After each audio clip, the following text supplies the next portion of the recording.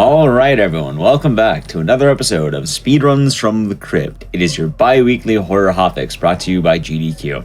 I'm your host, SIGNALIS, and we're going to be getting into some fun stuff tonight.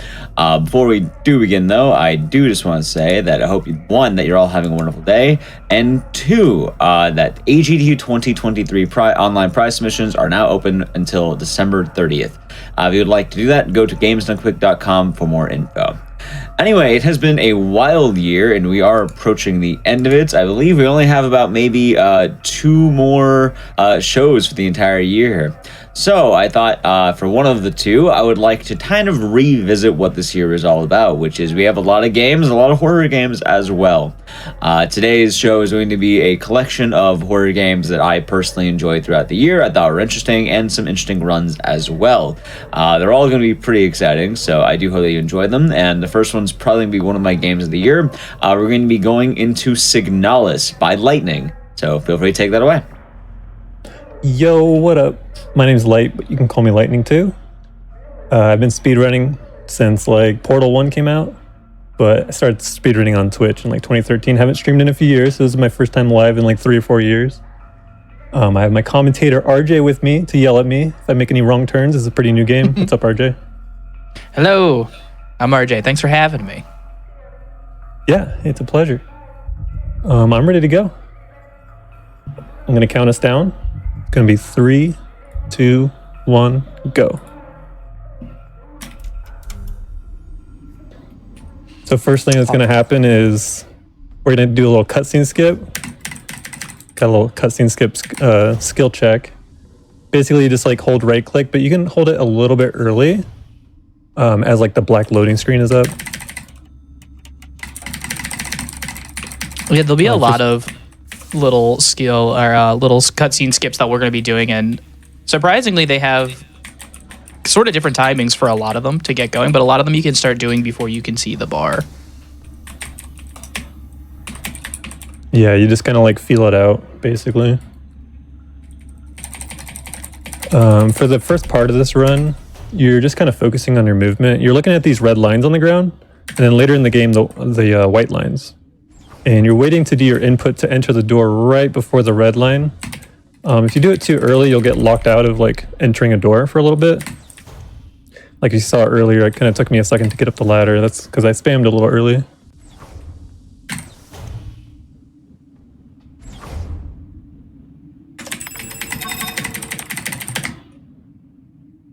Nice. And first section, you know, a little like get used to the movement, the environment kind of thing, going through doors and whatnot. Like you said, you get locked out if you click a little early. And like a lot of survival horror games of old, there's items you'll pick up you want to combine together. We'll just try to do anything involving the menu. We'll try to do as much at one time as possible. Something that's interesting already is that there's a nice blend of kind of like this top-down 3D looking graphics versus a first-person view, and then some cutscenes from different angles of the top-down third person. So this game has a really interesting art style, I think. Yeah, the pixel art kind of like works really well in its favor. What's funny is this game has a settings, or in the settings rather, for the display, it has like a pixel perfect mode. So like if you're playing on weird resolutions, they're like, hey, we want you to play in a proper aspect so you can stretch the game to like fit your aspect ratio and get perfect pixels. Which, you know, a lot of like retro people are super into. So they're big fans of retro games, I think.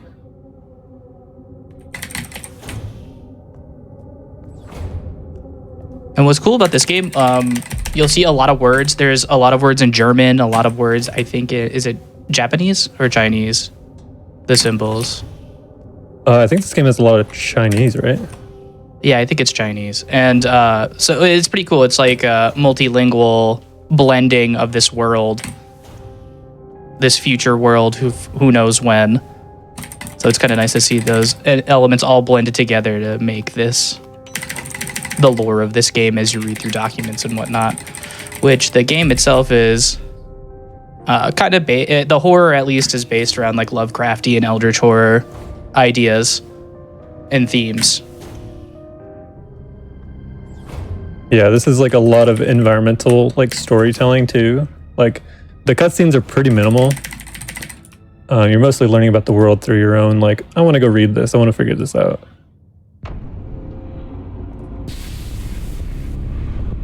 Here we go. I would say that first part that you just did is really like the introduction to the run. This is like the first section where we actually will pick items up, and when and how we pick them up and where we go actually starts to matter. Yeah, I'm going to be spamming the F key and my mouse 1 everywhere. So you notice every time he goes through a door, it is timed, so you can hit it as soon as possible and get the best line through the door, but not too soon where he gets locked out, and not too late where he wastes a little bit of time. It's actually a lot of tech trying to go through the doors. Here's everybody's favorite puzzle. Yeah, our first like real puzzle of the game. 3, Lockpick 2, 3.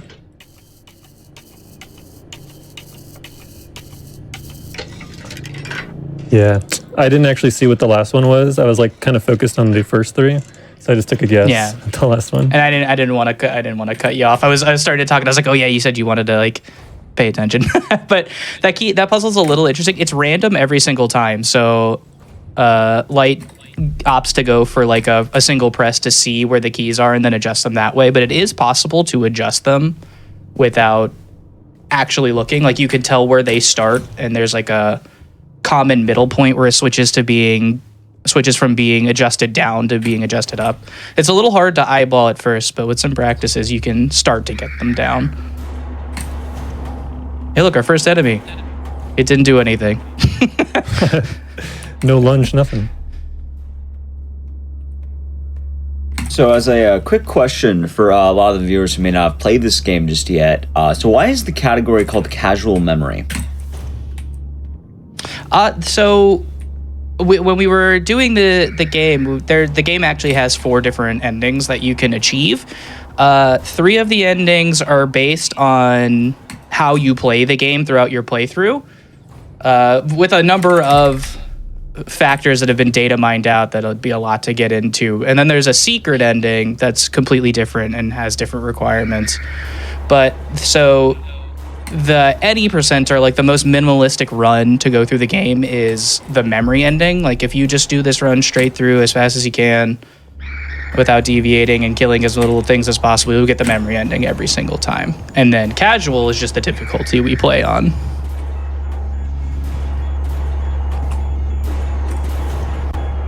Did we mention the turnarounds, RJ? Oh, no, not yet. We haven't mentioned the door wiggle. So right here, you'll notice that when Light unlocks the door, he'll turn around real quick and then go back towards the door. That's because also when you unlock a door, you also get locked out for a few seconds. But turning her, I think it's just kind of getting her away from the input of being able to use the door, and then turning her back into it completely makes it available for her to use right away again. So you'll see him on any door that's either unlocked with a key or just unlocked from the right side. He'll do this kind of step back wiggle. Yeah, you're essentially like walking out of the trigger area. Like the ideal way to do it is to unlock it, it like a millimeter away from the trigger point, so that when you walk away and walk back in, like you exit the trigger zone and enter it right again, like right away. If you're like super close when you do it, you kind of have to walk away a little bit further. And it's kind of, it's a significant difference. It doesn't feel like it might be, but it saves a lot of time throughout the run. Yeah. This is our first example of strafe walking. You just hold like your left strafe here and hold forward at the same time, and you'll actually hear Elster's footsteps occurring more frequently. That's how you know you're moving faster, funnily enough. And we also get introduced to one of the game's puzzle mechanics or information mechanics in the receiver, where you can adjust these signals as you run. If you switch your settings to quick radio, you can turn it on and off without going in the menu, and switch the frequencies 3, 7, with 4, 6, 8 buttons, so you don't have to go in and waste time. You can do it while you're on the run. So you'll see that a couple times throughout the run. And we also, so to get this password, there is a paper in another room that we don't get anymore. We used to get, but then we realized there's 2 passwords that we need to get from the weightier frequency pretty early here, and we realized that they kind of all fall within the same range. The first one that he just got for the tree key is a little hard because you have a lot less time to figure it out before you get to the safe. Normally it's not an issue, but the second one we have plenty of time, and you'll see why here as we go into the safe or go into this elevator. Yes, and the safe codes are completely random every time, even if you get the same frequency.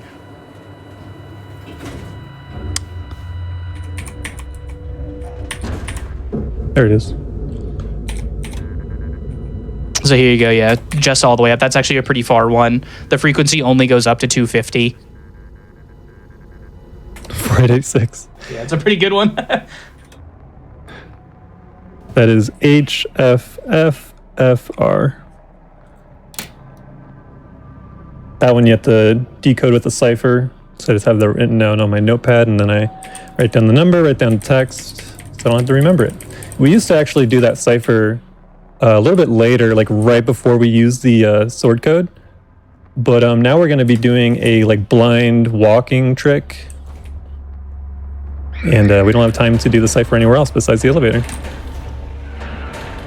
Yeah, the game likes to lull you into a false sense of security by like, oh, I'll just pull the code right from the receiver, and then you come to the sword safe up here, and it's the letters in a random. So you're like, geez. So there is a piece of paper that tells you like how to figure it out with like one blank number or one blank spot that coincides with the number 8. So the sword key will always have an 8 somewhere in the password.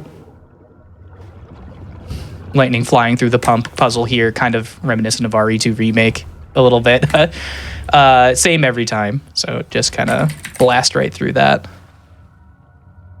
Here's our first key that we would normally pick up, but we're going to skip it for now because it's better for our inventory. You know, we only have 6 slots for inventory, so because we're going to come back down here, I'm going to get that key later when my inventory is a little bit more free. Yeah, this is after that first elevator we went through. This section is really the first example of inventory management in this game. Obviously, you want to be boxing items and stuff as little as possible. So we have that kind of routed out just to one singular box as we run past it on this first floor, or not first floor, this section here.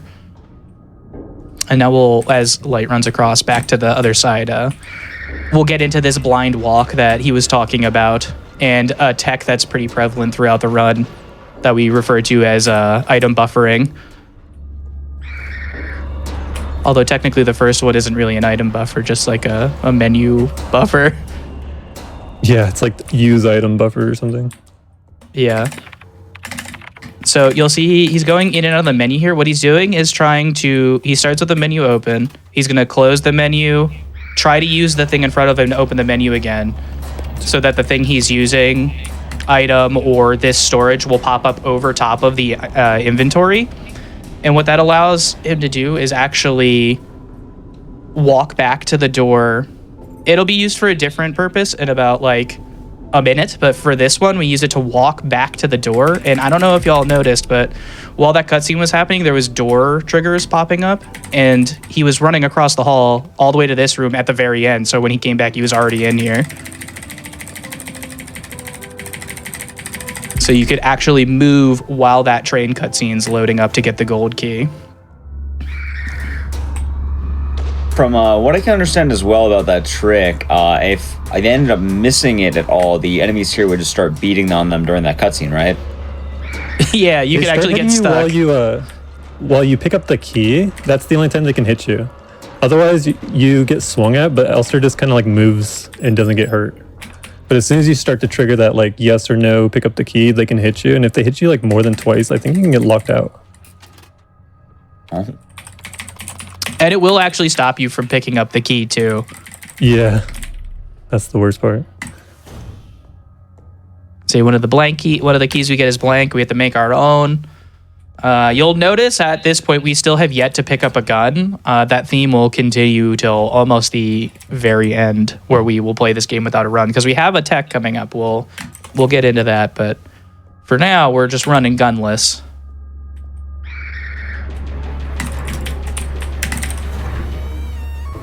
But yeah, you'll see a lot more of that item buffering tech.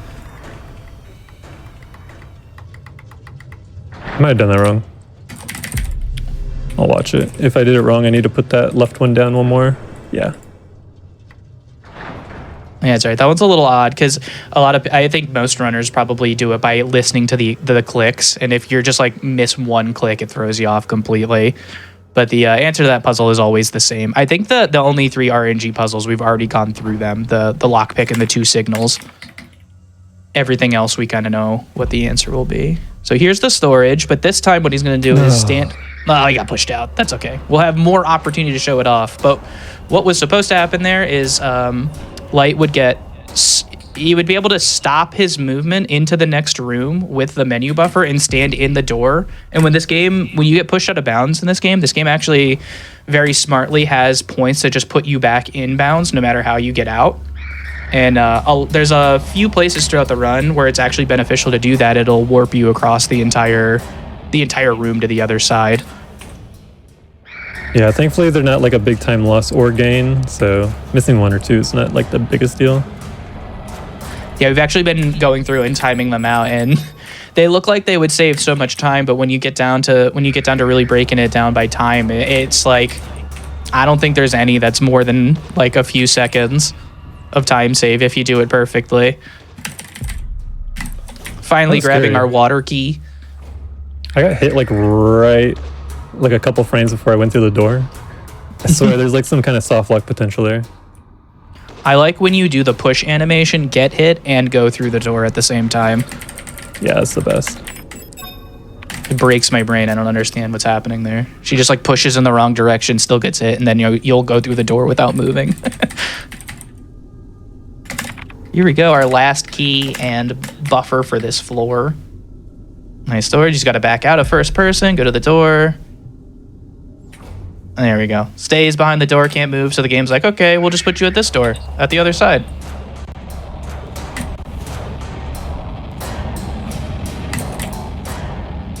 And with that last key, we get to go to the door and leave the area. And see our game's first boss. And you'll get to see how we deal with the boss without a gun.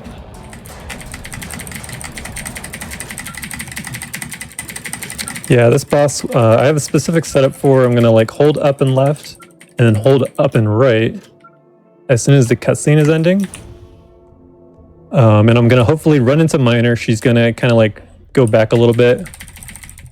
And I'm going to spam my thermite.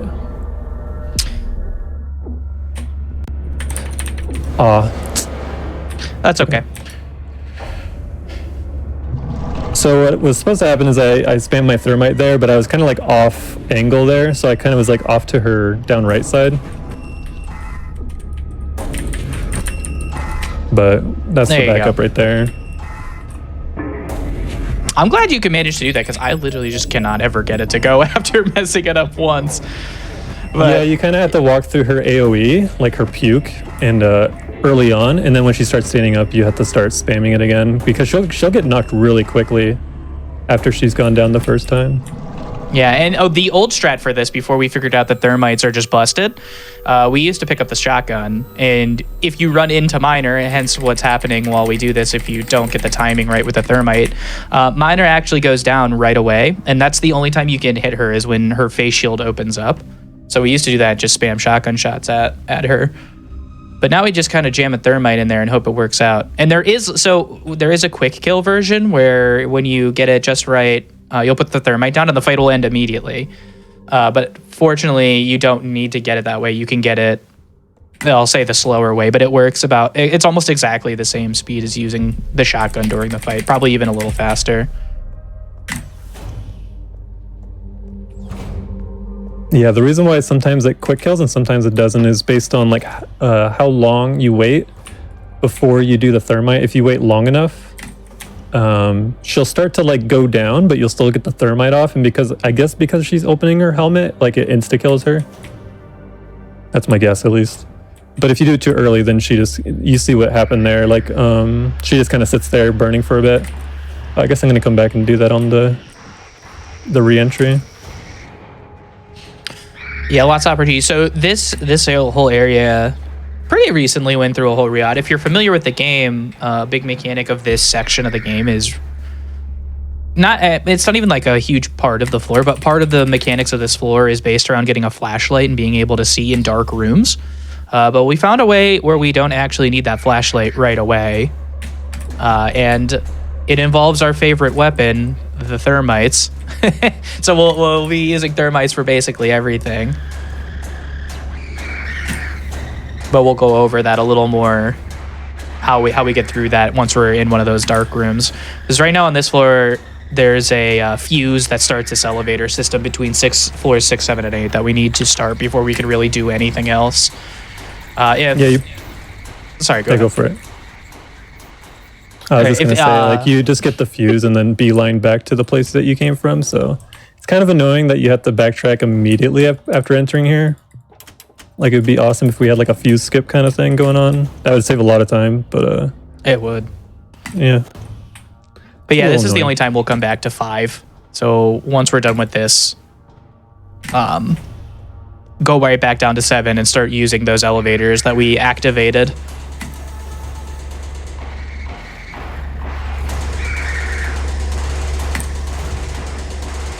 Also, this is a banger track. It's called Riot Control if you want to look it up. The music for this game is super good. Like, it does atmospheric music really well. But here we go. Here's our first instance. For some reason, it was discovered if you use a thermite on an enemy near one of the doors that need to be illuminated, it counts as being illuminated and you can go through without the flashlight. So, look at this. Hey, look, there's the glitched monster. For some reason, it just shows up in that room. It could show up in this room. Who knows why, but it does happen. Yeah, it's been happening a lot more frequently since we've been doing this strat, actually. Just the routing. Mm-hmm. So again, classic survival horror things. We're running past certain items that we might need at some point, but choosing to pick them up at a more favorable time when we're either going to use them right away or when we know we're going to be able to box them. This one, we actually don't. This floor also doesn't need a box stop at all anymore. Thanks to thermites. Sturb. There you go. These are the colibris. The first time we'll see them, kind of makes the screen go a little wacky because they're based on like these signals. They communicate to each other with signal wavelengths and whatnot. And what it does is it projects itself with 3 clones, and how the game wants you to get rid of them is by adjusting the radio to signals it tells you, and eventually they'll die. Or you can adjust it and find out which one's the right one and shoot it. But it's much faster to just run through there and deal with the eye pain. Okay, don't forget to go in this room this time. My last time to go in here. So you'll notice that Lightning was adjusting his radio again. We need to adjust to a signal for one of the items on floor 8. So just getting it ready in advance, because a happy accident of finding the colibri, it'll put your radio on right away or automatically when you enter the room, no matter what. So just a free save input to get the radio going. Hey, no hit. Nice. Always get a hit there. You just never know where it's going to be, but it's almost always in a bad spot. Because technically, so like if you go in there, there's an enemy standing there already, but one of those monsters that crawls out of the floor actually comes out and gets to you before that monster, and that's the one the thermite goes in. So there's still a second enemy. Like, what about me standing there waiting for you to come back? Nice, good lineup. Sometimes, like, these enemies, depending on how fast you're going or where you're at, could just be standing in front of the doors that you go through or come out, and there isn't really much you could do about it except just take the hit. Yeah, and I have survival habits where I just shove everything too, which is kind of slower in this category. Yeah, if you don't need to shove things, obviously you don't want to be doing it, but then it becomes like, do I need this damage right now, or am I piling it on too much? So who knows? Yeah, because obviously healing is also slow. That's like the main difference. Kind of thing. between this and survival is that you take 3 hits in survival and you're pretty much dead. It is pretty brutal since the contact damage counts as like a normal hit. Yeah. But that's why the faster of all of the runs is on casual. Because you can take quite a beating before you even have to be remotely concerned about it. Yeah, even and hey, during look, that here's minor the flashlight. fight, I didn't need to heal. Hey, we should get that. Maybe on the way back. But here's another fun skip for the whole section. Usually what you would need to do is get a key for the library, or you get the postbox key, which we don't need to go in that room at all anymore. Look at that. Go up to the postbox, get the library key, go down and get the library key, get the astrolabe, go back up and twist it and do that save combo to get that password. It's about like 2.5 minutes of time. But for some reason, if you just like line your mouse up nicely on like the edge of the door on the outside of that safe, you could just grab the administrator key through the safe without doing the puzzle. Yeah, that might be something the funniest super skip in the simple, game. but saves a ton of time. Yeah, we call it stealing the admin key. Shouldn't have left that crevice in the side of the safe. Yeah.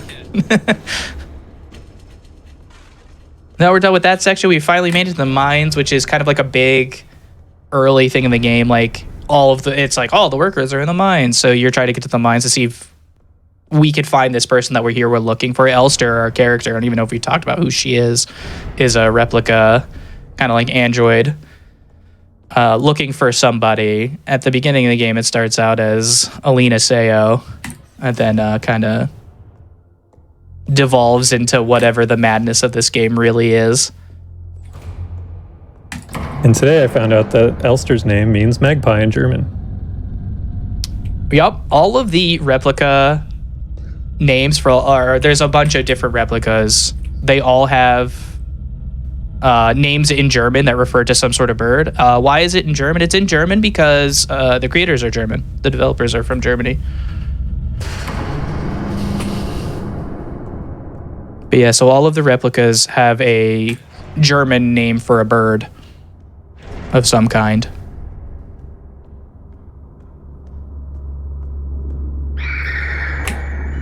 Ow. That guy is so annoying. Yeah, I tried to be cheeky and cut it like really close. That's my fault. In survival, I swear there's like literally only one line you can take and you maybe don't get hit. It's really annoying. Because another difference between this and survival is in this, the units move a lot slower when they're like in their fast aggro state. They're not actually fast. Like if you look, like they're chasing me, but they're not coming up that quickly. In survival, they would be on you like in a millisecond. Yeah, so we're just waiting out here, waiting for the door to fully open, and then you can jump down it.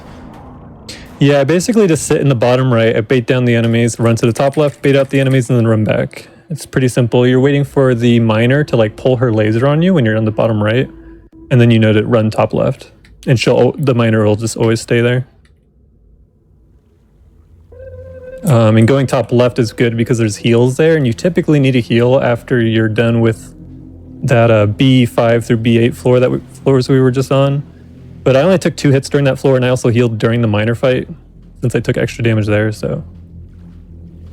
And here's every runner's favorite section: a 2-minute first-person cutscene that is completely not skippable. So what Lightning's gonna do is show us a little trick where you just climb this mountain for whatever reason the game lets you do it.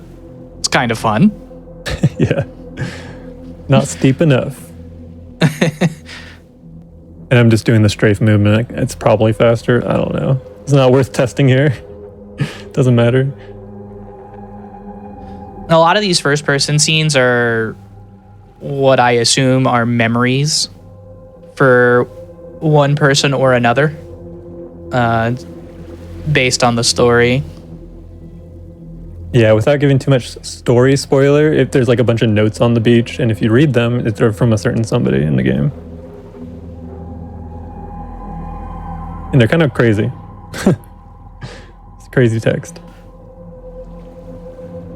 Yeah, it's very the writing in this game for all of the documents is honestly probably the best part of the world building. They do such a good job with their documents to say what the world is like in this future, and kind of build up to what the ending ends up being through the documents.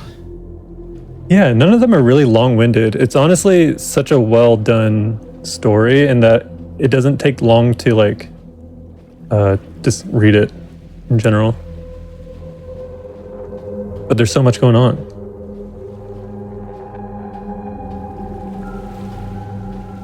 Yay!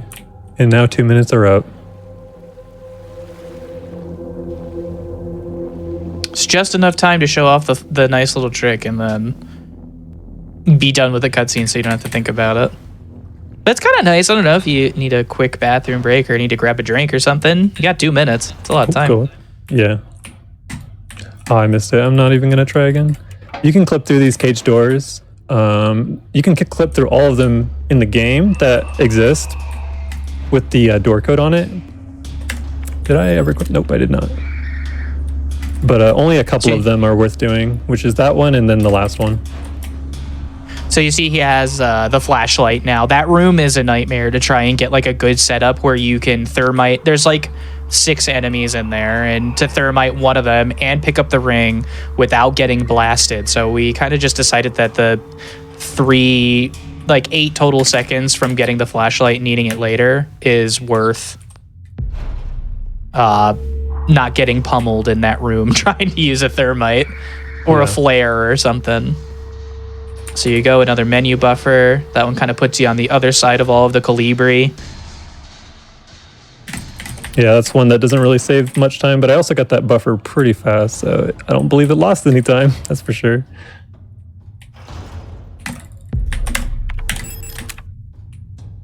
Equipping the last thermite, we're going to use it on the cage boss that is right here, called Nue or New. I'm just going to run straight into it and spam my C key. And yep, it's dead. There we go.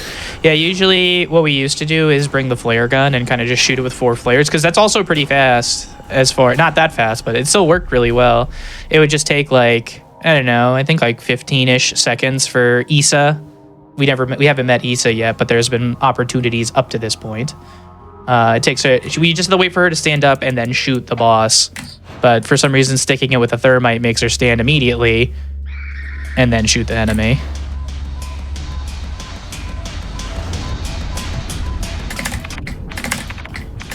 Here we go. This menu buffer right here is kind of like the first one that kicked off the whole thing for us, like experimenting on what we could menu buffer and what we can't, and then finding these teleports and whatnot. But that one's significant in the sense that we could go right in, grab the balance plate without having to go and get the wooden doll pieces that you need to balance out the scale and pick it up. It saves a good amount of time because it keeps us from having to box a second time in here. We have to box twice technically at this point.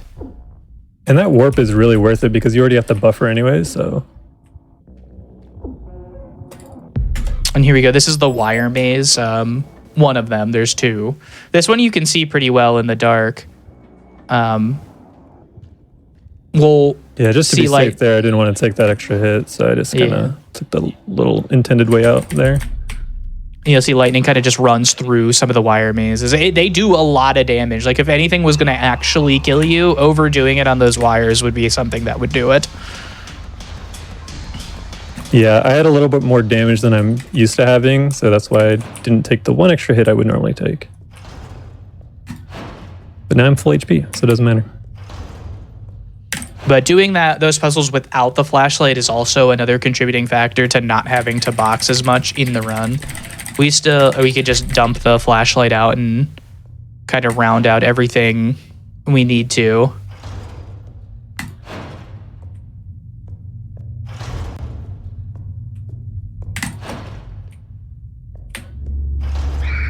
So here I'm going to take some intentional damage because I'm going to do something that also we just found out doesn't save time, but I want to show it off for the run in general. I'm going to take this hit, unlock the door, take this other hit, and then I'm going to do a buffer off of these healing patches down here, and I'm going to end up using them, so that's why I needed to take those hits. Otherwise, I'd be locked out of using the heals, and they would just be stuck in my inventory. And he also went and used the key there because we need an extra spot before we leave here to go to that chest on our left to grab the plates that we kept in there. So look at this. Look super far. You'll see how big that room really is when you come back, and you're like, wow, what a warp. But we actually timed it out, and it really doesn't save any time due to having to unlock the keypad first. So but I think you can actually clip through that door. It's a little risky with soft locking, I think, but it is possible to do it without unlocking it.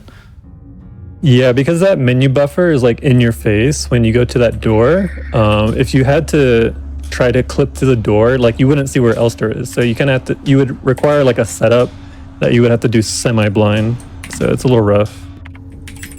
So here we go, second boxing trip of this section.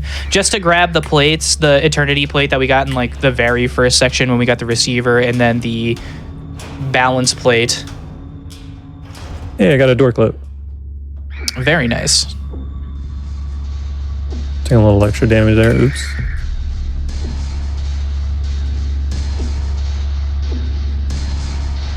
There we go. And you'll see that it this spits you out through the gate. That one always spits you out, thankfully. I think is this the first time you've actually been in like danger or caution where she was bleeding? I think it might be. But I'm trying to think. Once she does go into that, yeah, I think it's the first time. Once she does go into that phase, and she bleeds, she'll actually regenerate a little bit of health back up to caution, or is she still in danger?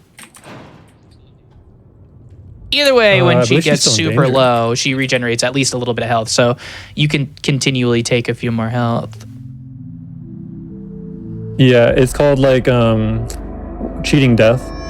It gives you like a little bit of your health back, and you can take another hit. Hey, here we go. Credits. GG. Oh, yeah, GG. Don't hit the timer. No, yeah, sorry. It is a fake out ending. I kind of forgot somebody was timing.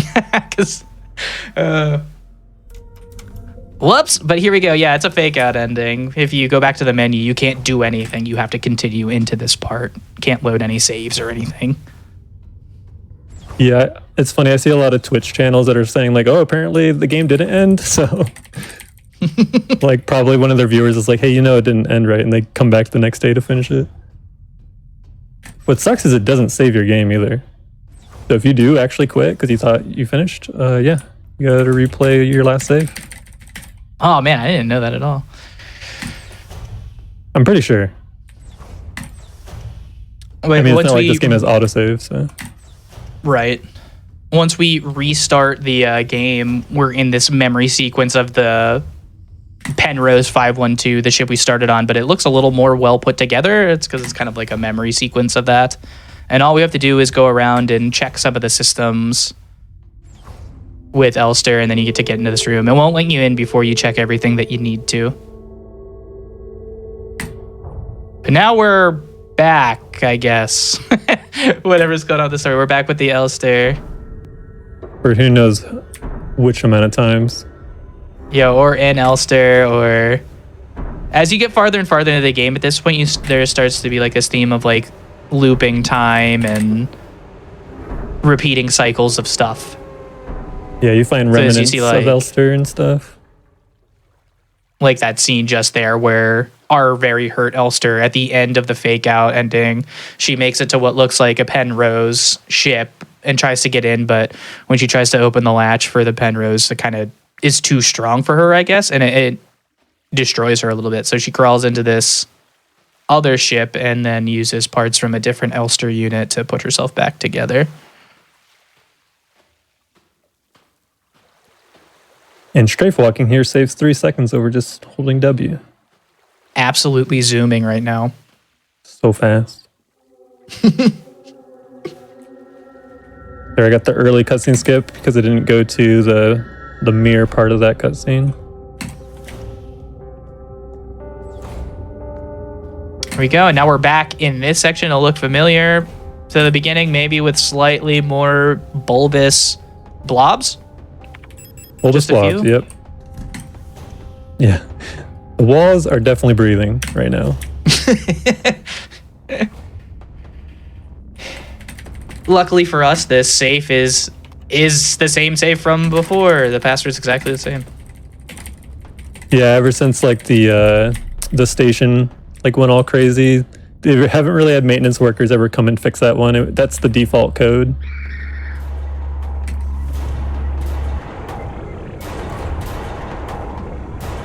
Oh, equip the flashlight.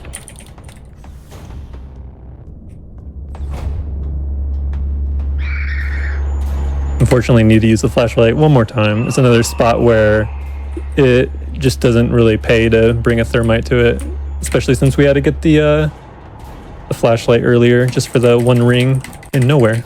Hello, go in the hole.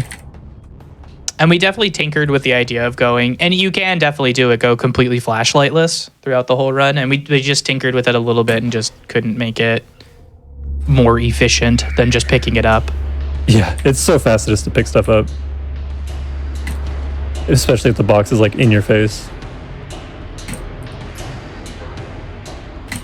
Yeah, I think between picking it up and then having to pull it back out of the safe is probably like, I don't know, 8 total seconds maybe if you're slow with your menuing. So trying to get the serpent ring in that previous section with a thermite and not screwing it up is a lot less consistent. Yeah, the enemies are like beyond the ring too. They're not like in front of it or anything. They're not in a good position.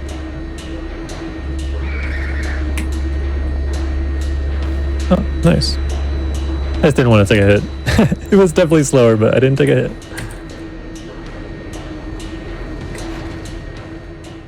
This section is not super big, but the way we go through it is probably a little interesting.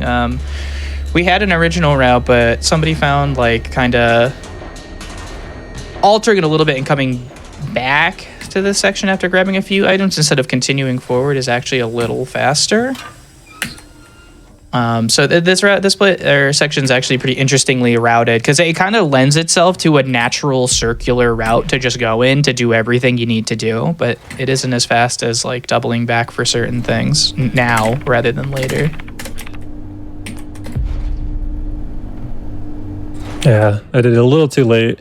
You could see Elster's hair like kind of popping out, so when the door closed, it just shoved her out. Just spit her out. Yeah.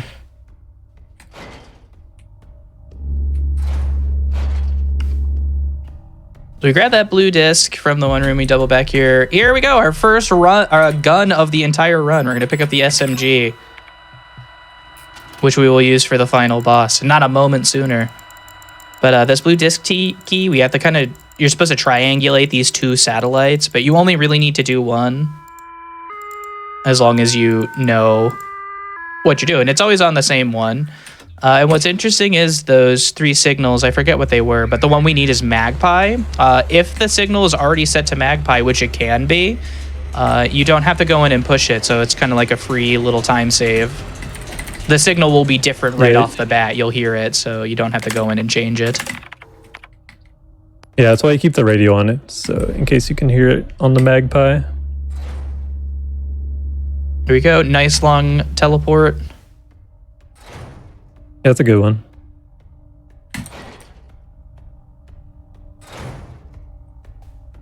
Yeah, we used to run kind of all the way around up top and get the lover card later. Now we get it. We get it first. That's the first one we get, and then go down.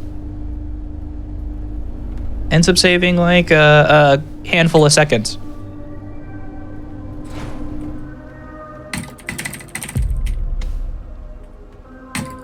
More SMG ammo.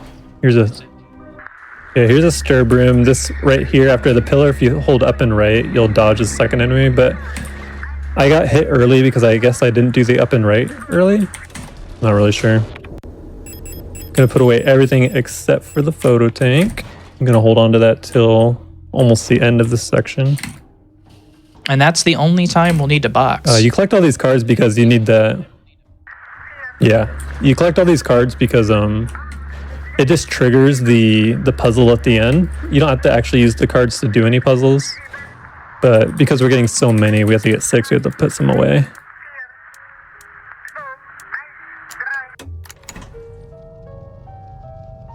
Oops, I did not mean to do that. Get back in.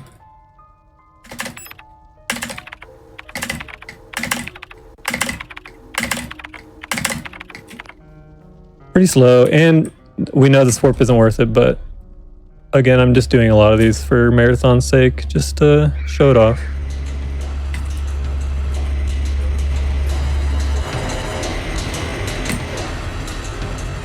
Here we go. That whole triangulation we did was to get a signal that'll open this box for us, give us a key and another one of the tarot cards. And now we're going to go back. You used to go through the left and run through... Well, I used to go through that part a lot sooner. Then that got routed out. And then it got routed out again. So we actually never go through that door that's locked. Yeah. Nice. Oh, I slink through those. Nice. And something Always about take a it hit just in the feels third good room. when you go through the Calibri sections and don't get hit. I don't know. It just like feels nice. Nicer than every other part where you don't get hit. Yeah. Because you're just expecting Yeah, that must it. be it. You're just like, I'm definitely getting hit here, so...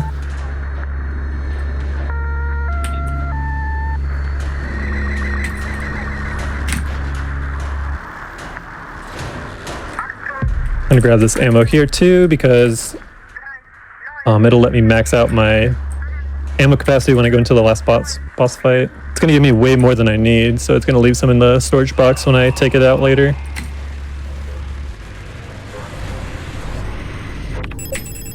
And here, if you hover your mouse over the red lines there, you can actually use the item from your inventory to place it a little quicker.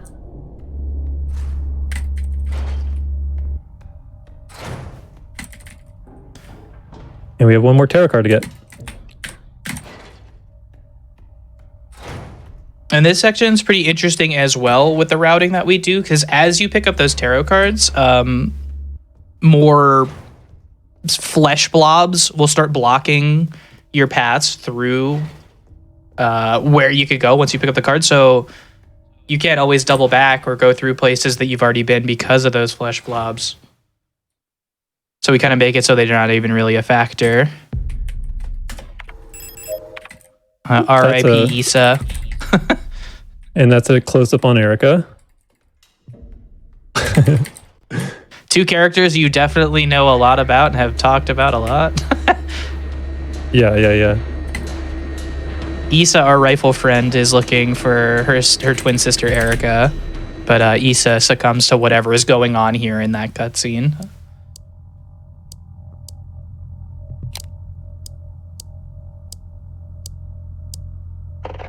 Hey, it didn't bug out this time. All right, it is Falk time. This boss fight is pretty fun, actually. Even on casual, it's still super fun. I'm gonna grab these heals at the top just for safety. Pretty much guarantees I won't die in the fight. They empty your inventory for you, so I have to pull these out.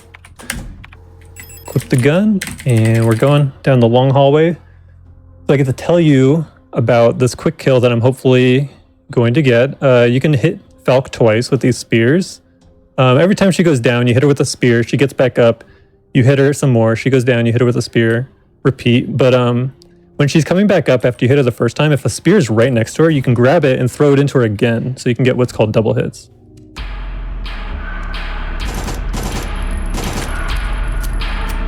This And we fight's have aesthetically spear. pretty cool.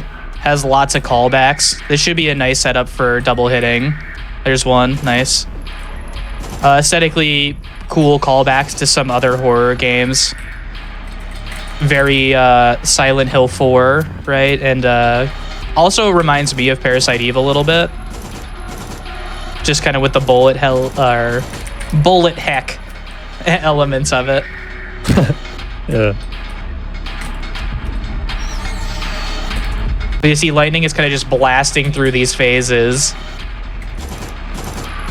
This is actually going pretty well for what was dealt. This is about as good as it gets without getting multiple double hits. I'm just gonna heal, hopefully down her so she doesn't recall her spear. It's unloading on her.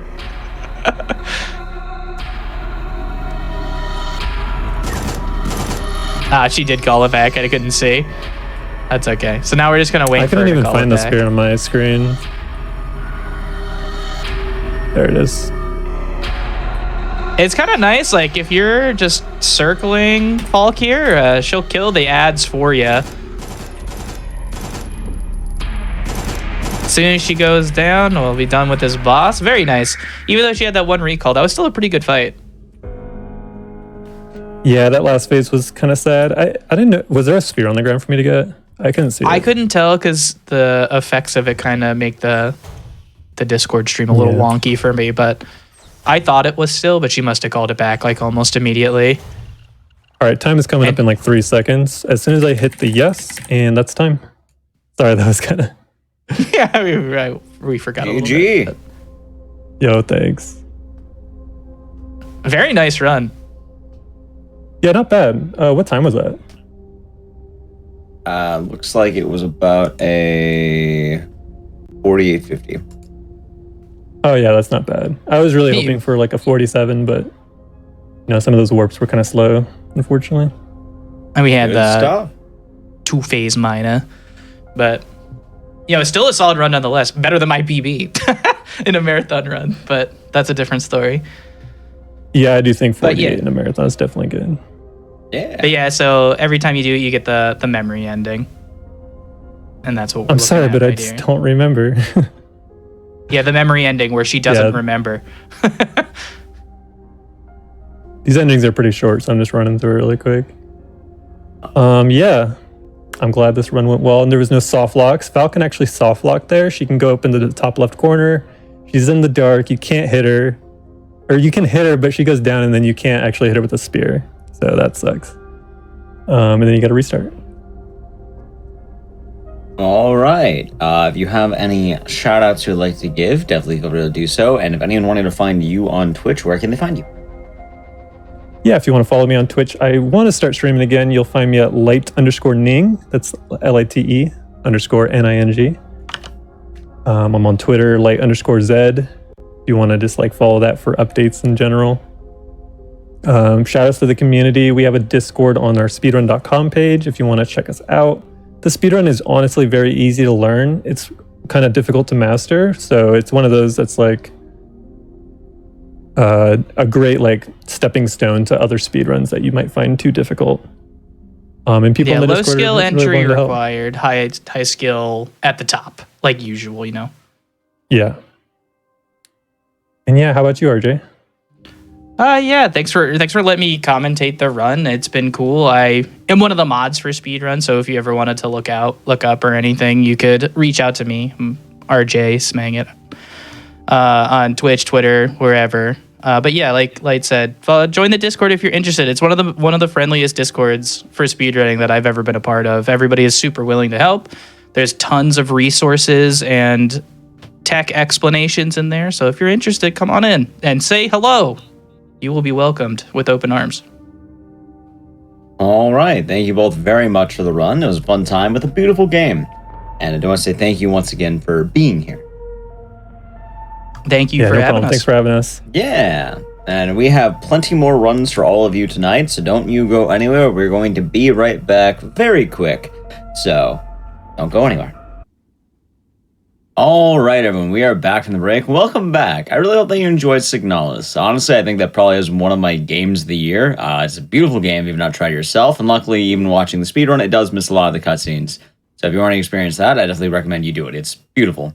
And speaking of which, we do have a lot more fun games that came out this year. Some well-received, others, I think, kind of came out with some weird reception, but as runners especially have tackled it more and more, they've kind of found a nice bit of light. The next game's a really interesting one. They'll talk more about it as we go, but I remember when this game came out, a lot of runners were kind of struggling with some of the bits of this game just because the movement was quite slow. But they kind of found an answer to make this game very speedrunnable, and this is actually a great honor to show as a game because I really put a lot to try to get this game on the show. Anyway, we can talk more about it when we get there, but I'm pleased to present to you Scorn featuring Nerd Squared. So take it away. All right. Thank you, Ek. Hey, I'm Nerd. I run a bunch of different games. Of course, horror games is part of that. And we're going with the theme of tonight's show of horror games this year. I'll be running a bit of Scorn for you tonight. And I'll be running the DSJ mod category. I'll talk a bit more about what the DSJ mod actually is because we have a bit of an intro at the start. But if my couch commentators like to introduce themselves.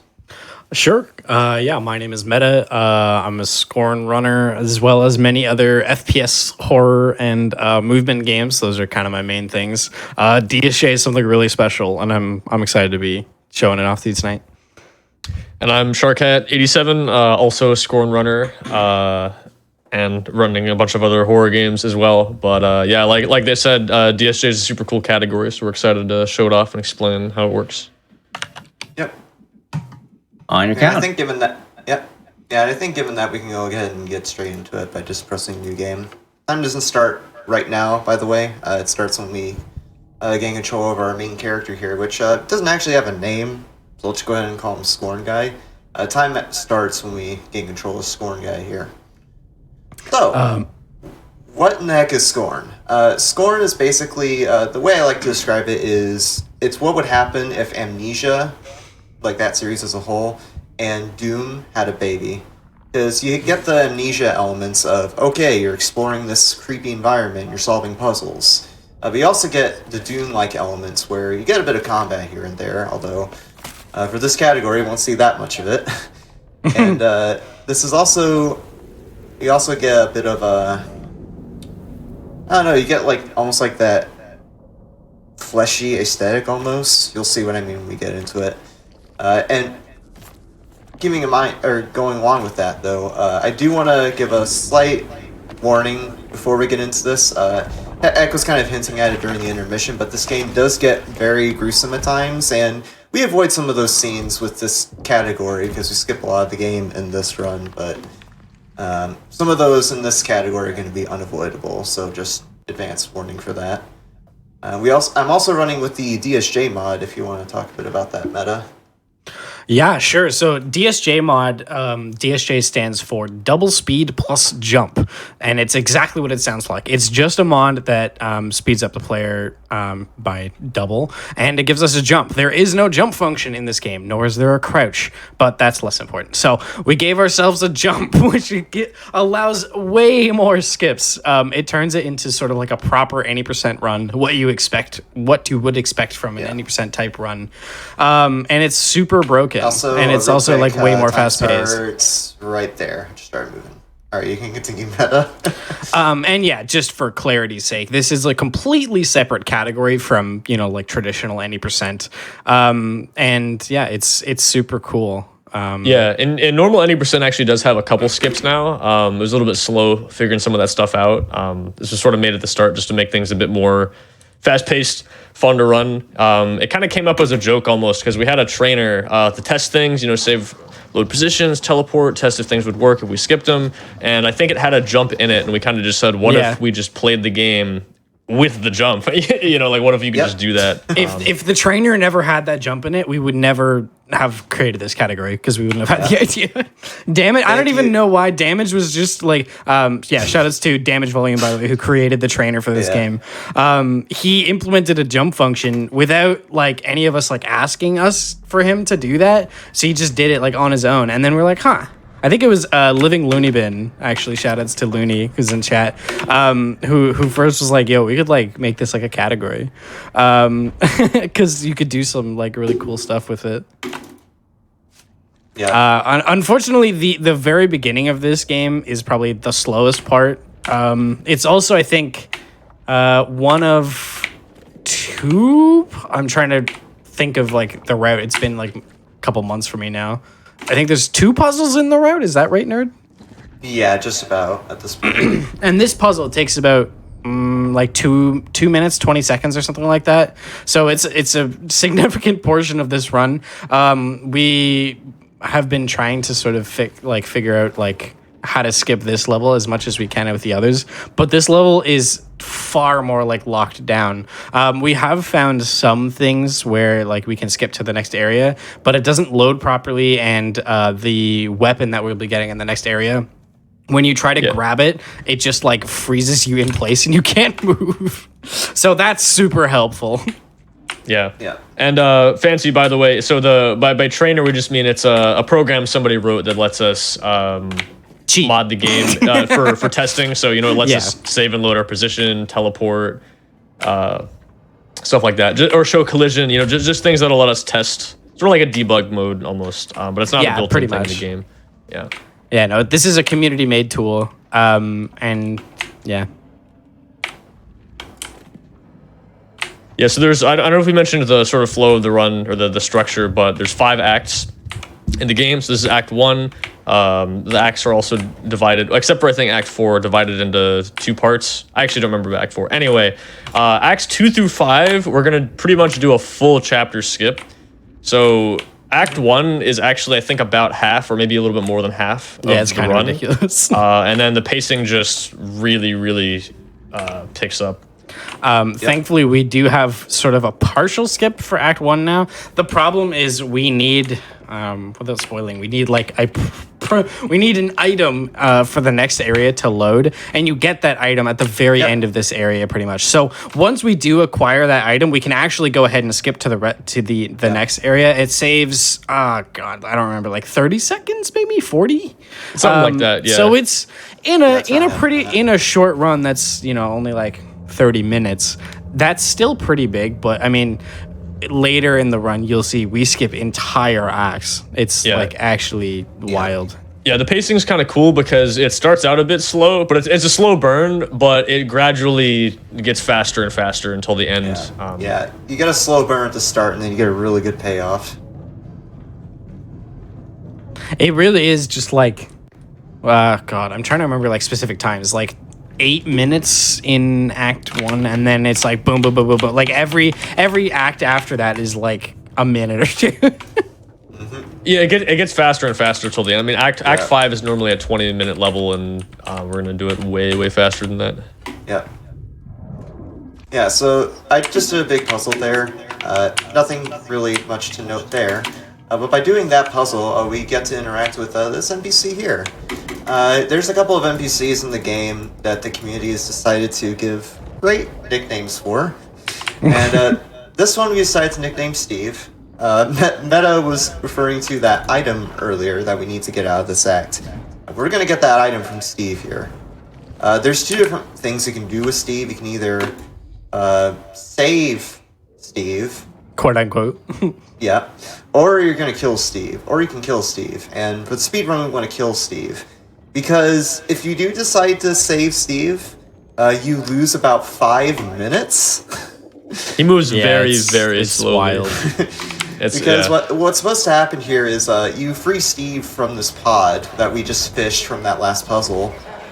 And you either bring him over to the this terminal you need to interact with to open the store to leave the act, or you can botch scooping Steve out of the pod and take his arm instead. And that's what we're going to do for the run. I also like Steve's minimal voice lines here. He almost sounds like a headcrab zombie in a way. So we're going to wheel Steve over to this room where we're going to scoop him. And you'll notice things look a little off. So because of the sequence breaking we just did, where I was jumping over those invisible walls with the mod, the game can't properly load the rooms. So some rooms like this one are just deloaded. Don't worry, it's perfectly normal. While the textures aren't there, this collision still is. So I can navigate the rooms normally. It's just kind of annoying because you can't see properly where the collision is because the textures are invisible. So you end up having to do a little bit of blind movement to navigate some of these hallways. Alright, so we're just about to scoop Steve, and this is one of those points where if you're squeamish, you'll definitely want to look away. Because we're going to try to scoop Steve out of this pod here, but yeah, we kind of botched it a little bit. But it's okay, because we have his arm now, and that's the important part. That's all we needed. Yep.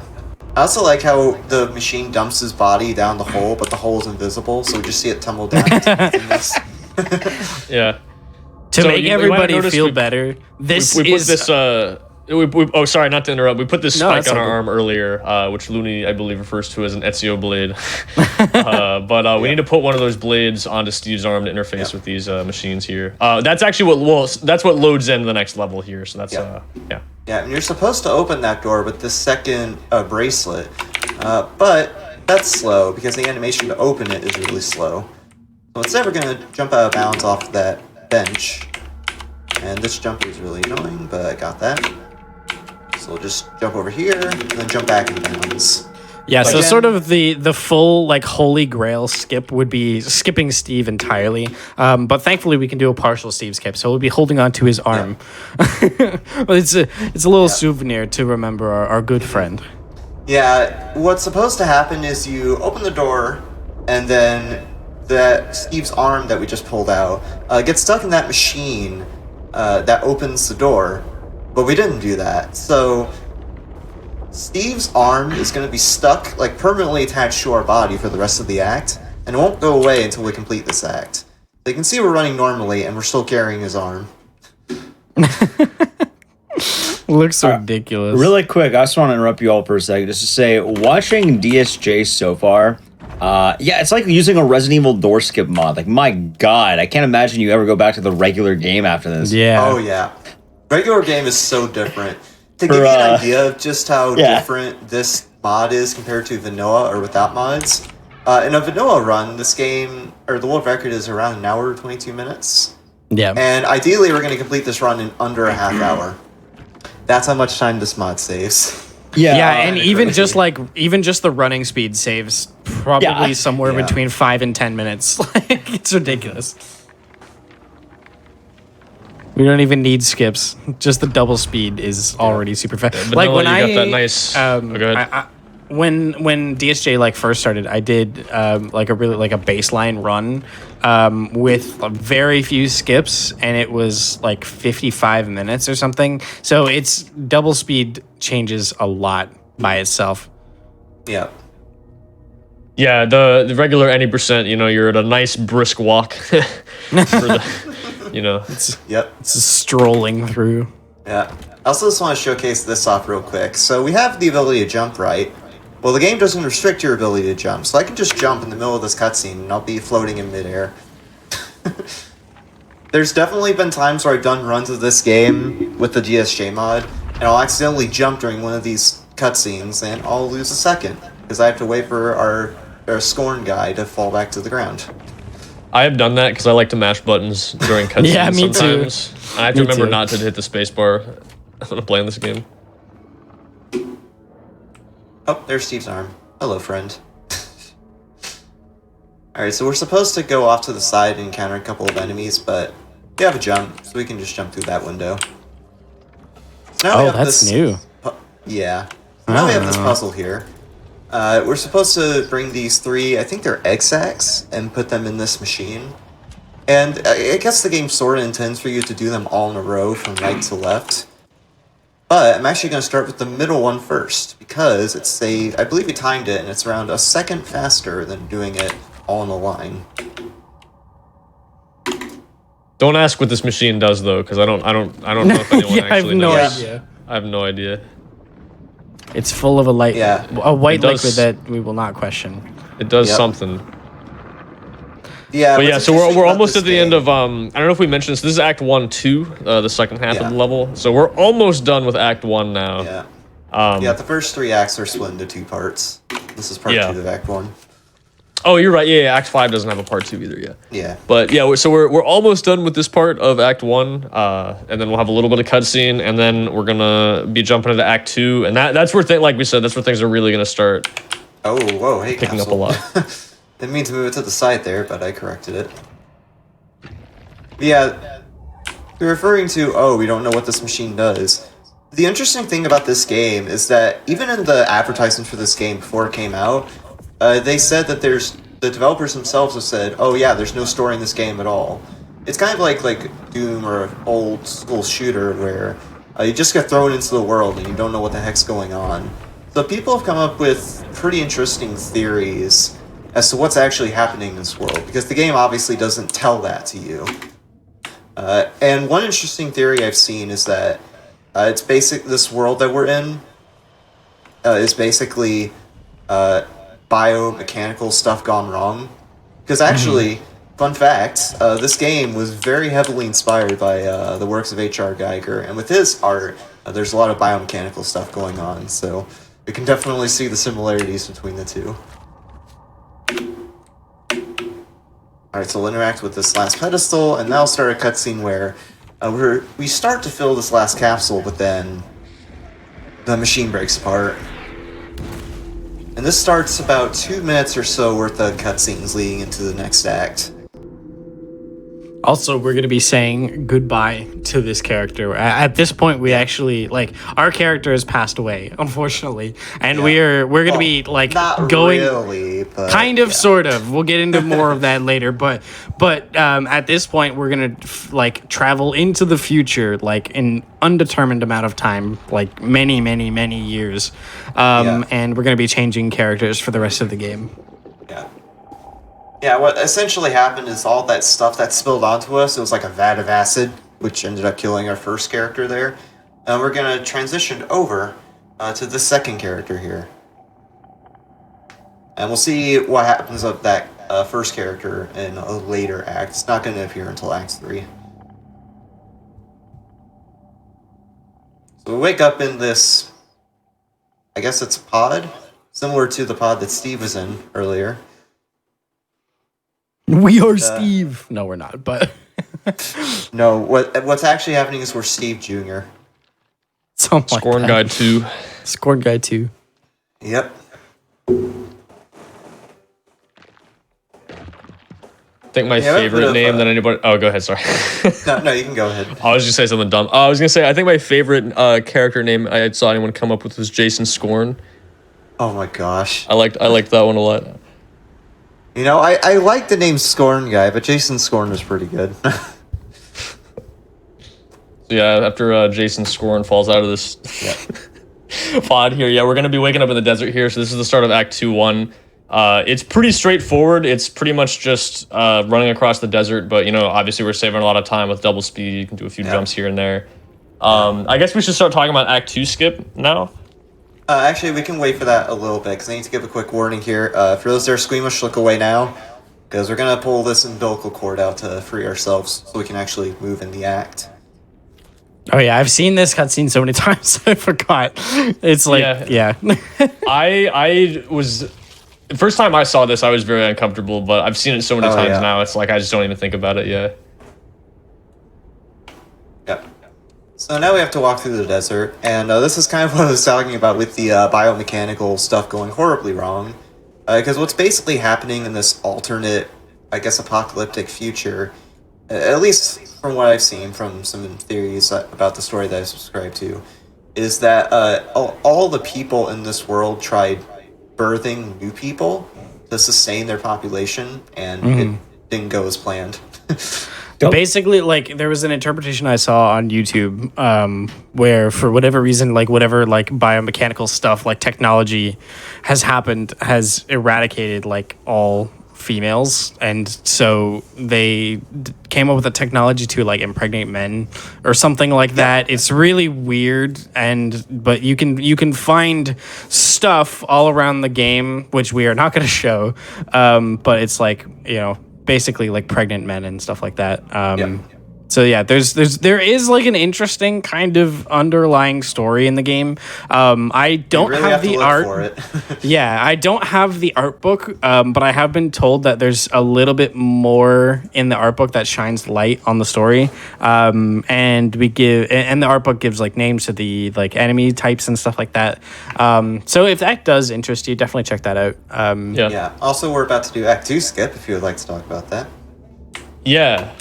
So basically the elevator at the end of Act 2-2, which is the level we're about to be going into, is loaded from the beginning of the level, but it deloads if we go into this part from the normal entrance, which is why you saw him jump out of bounds and jump in here, and why this is also going to be deloaded. Instead of going straight to the end of the level, we need to get one of the blades on our arm since we have a new character now. So that's what we're going to go do next, and then we're going to head back out into the desert and set up an out of bounds to get to where the elevator is. Real quick, I gotta ask, is there any chance you can fall out of bounds during that run? Because it looks like you're walking on air. All the collisions you can still definitely there. fall through the floor.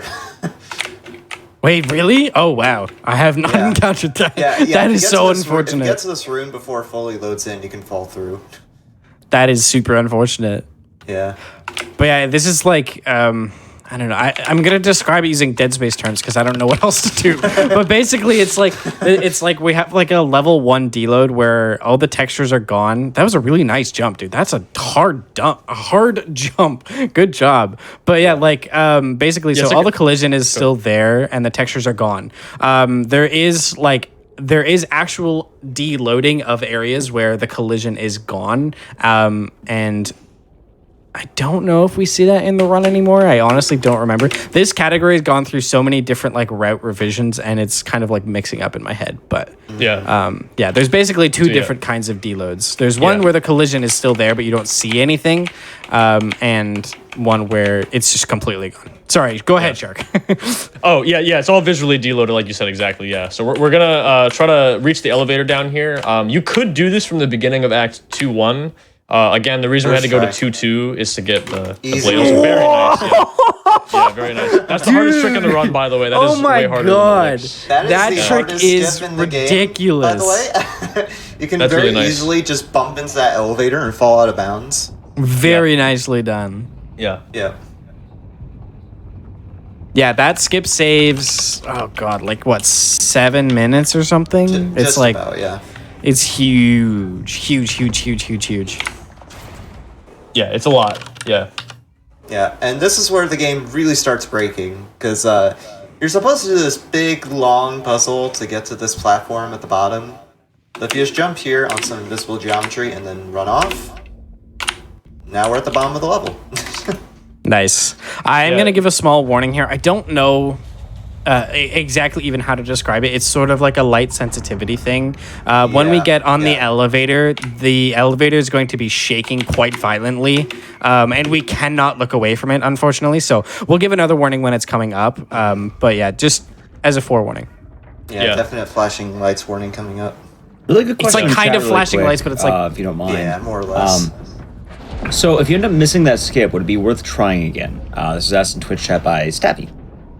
Yes, but the thing with the Act 2 skip is that does waste a fair bit of time. I'd say around 1:40.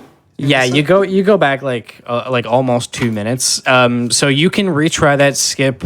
I guess like 3 times before you like break even. So you can usually get it, but like I think Shark, didn't you get it like first try and get like a PB with it first try? So you had to compete with it again, or was that someone else? I don't remember exactly, but that sounds about right. Yeah. Like it saves so much time over the normal route where if you're adding it in for the first time, it's a bit lenient, but if you get a decent run with it first try, then you kind of have to get it first try. This category is very fun. Sometimes grinding it can be rough if you don't get Act 2 very well, because you have to do the whole intro again. Yeah. If you miss it, but there's also a lot of tiny optimize. Oh, by the way, real quick warning before I get in the elevator. Yeah. So we'll get in this elevator because we're supposed to pick up a different pod to activate this elevator, but because we picked up the wrong pod for this elevator, it just shakes violently. Yeah, for some reason, this is like we're taking the wrong elevator like the wrong way. So it's like freaking out. I don't exactly understand why, but like it's kind of crazy that it even works in the first place. Oh yeah, there's this parasite, by the way. We kind of skipped all of that in Act 2. Yeah.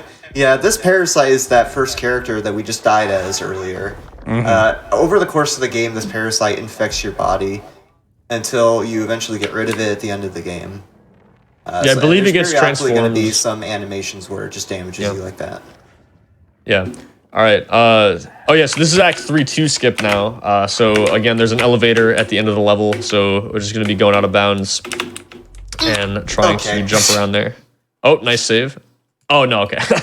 almost. It was a little bit of delay. I thought you meant okay. You can do a safer method for that where you jump a bit later on the tunnel. But the YOLO strat, there's a YOLO strat I devised where you just jump on the roof and try not to fall off. So how much time do you think YOLOing? Listening so far, could it pretty much be said that Scorn speedrunning is essentially skip the elevator, take the stairs? Basically. Yes, exactly. 100%. Yeah, speaking of elevators, I think at one point... Oh, okay. My guy's stuck. What are you doing? Okay, we're safe. I thought I was stuck and had to reload, but now we're fine. I was just about to say, speaking of elevators, I believe in like a boundary break video or something to that effect. Someone did. They found a secret elevator in Act 1 that leads to Act 3. But so far we haven't found a use for it. I did not know that. This one's my favorite. This is Act 4. This is my favorite act by far. We do some really cool like parkour type stuff. And I absolutely love it. This is another level that I think is like 20 minutes or something. This chapter in vanilla does now have a skip. It took us, I don't know, like over a month, maybe 2 months to find a skip in this for vanilla. Again, shout outs to Living. Yes, exactly. Yeah. Just big shout outs to Living Looney Bin who actually found the first and I think only like skip out of bounds skip in the vanilla version of the game. Yeah, we also have our second NPC here. Say hi to Bruce. And say goodbye to Bruce because we're not going to see him. You're supposed to activate. What's supposed to happen in this act normally is you activate these 3 passages I'm clipping into inside of Bruce, and that lets you access these puzzle pieces to complete a puzzle at the end of this act. But we can just, because we're so fast and can jump with this mod, we just jump straight into the rooms and not have to do the rest of the act. Yeah, we sort of call this strat like pacifist-ish Bruce, because in vanilla you have to basically like open up the tunnelways by like busting them open, and of course this is a living creature. So, but we skip all 3 of those sections, and so it's pacifist-ish, and you'll see why it's kind of ish after this maze puzzle here. Yeah. And this but we are about as the same pattern every time. Yeah, we're about as nice to Bruce as we possibly can be in this category. Yeah. As much as the game lets us be, you know. Yeah. World of Scorn is very brutal, and it takes no prisoners. So yeah, this is what we mean by pacifist-ish %. We'll take this elevator up, and I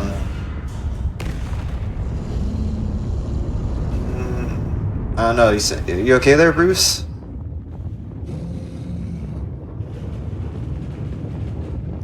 He's not responding just yet. Hold up. Hello? Just give him a second. Yeah, we kind of killed Bruce. Rest in peace. I'm sure he's fine. He's fine. These doors at the I believe it's the doors at the top opening that does that. 'Tis but a flesh wound. Exactly. So we're gonna skip another cutscene here. There's another cutscene we'd have to sit through with the parasite as we go up to this tram here, but DSJ mod, we can just jump up there and skirt around the trigger. Yeah, I will say though, if you're interested in checking out a vanilla Scorn run, Act 4 is definitely probably the level to go watch with the out of bounds. It's pretty cool. Yeah, and that skip is a pretty funny side effect. Because as a result of doing that, I believe it's either the cutscene skip we just did with the parasite or leaving that room early where we killed Bruce. For some reason, the audio just dies, so we get no music for the rest of the game. Which sucks because the like ambient music that plays during this tram ride is actually really nice. Yeah, I didn't act right. It's so good, but we don't get to hear it. Yeah, I like to think that this part where the music dies is the game's way of giving a moment of silence for Bruce. So we're about to go into Act 5, and Act 5 is where runs go to die, basically. If it goes well, it'll look really fast, and if it goes poorly and I choke on it, then I'm gonna look like a darn fool. It's a tough normally skip. No, you can go ahead. Oh no, you can go ahead. I was just saying it was difficult. Yeah.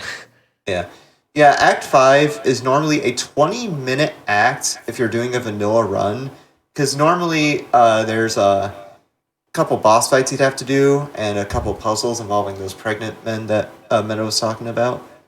And like I was saying earlier, you remove the parasite too, and that takes a bit because there's a pretty long puzzle for it. Mm-hmm. But if all goes well, I'll complete this act in a minute or less, because we can do some out of bounds trickery with the platforming with the DSJ mod to skip right to the end of the act.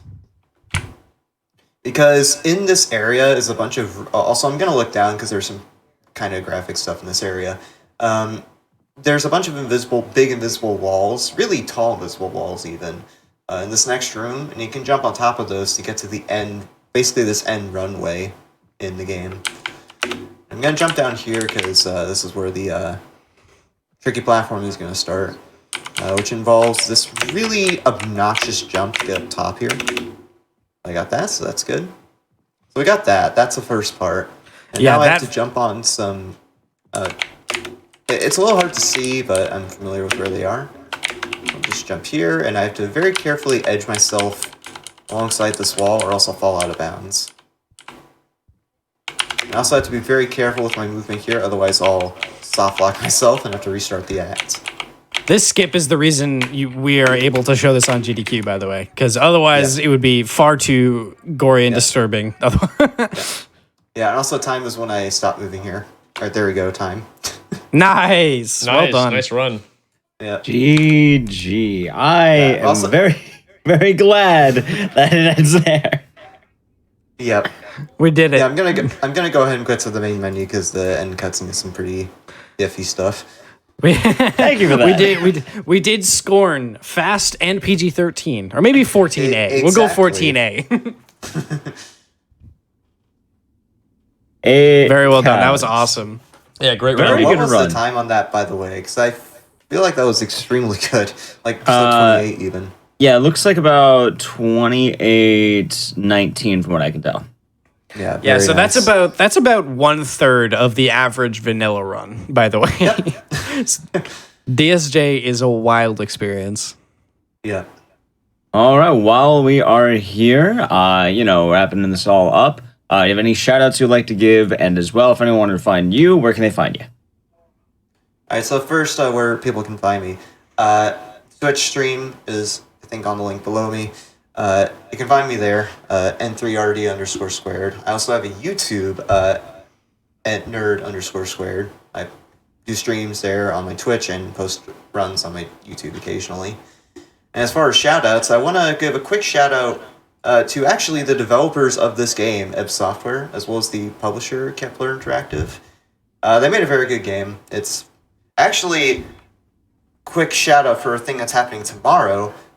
This game actually got nominated for Best Art Direction for the Game Awards, which is very well deserved, I think. Good stuff. Yeah.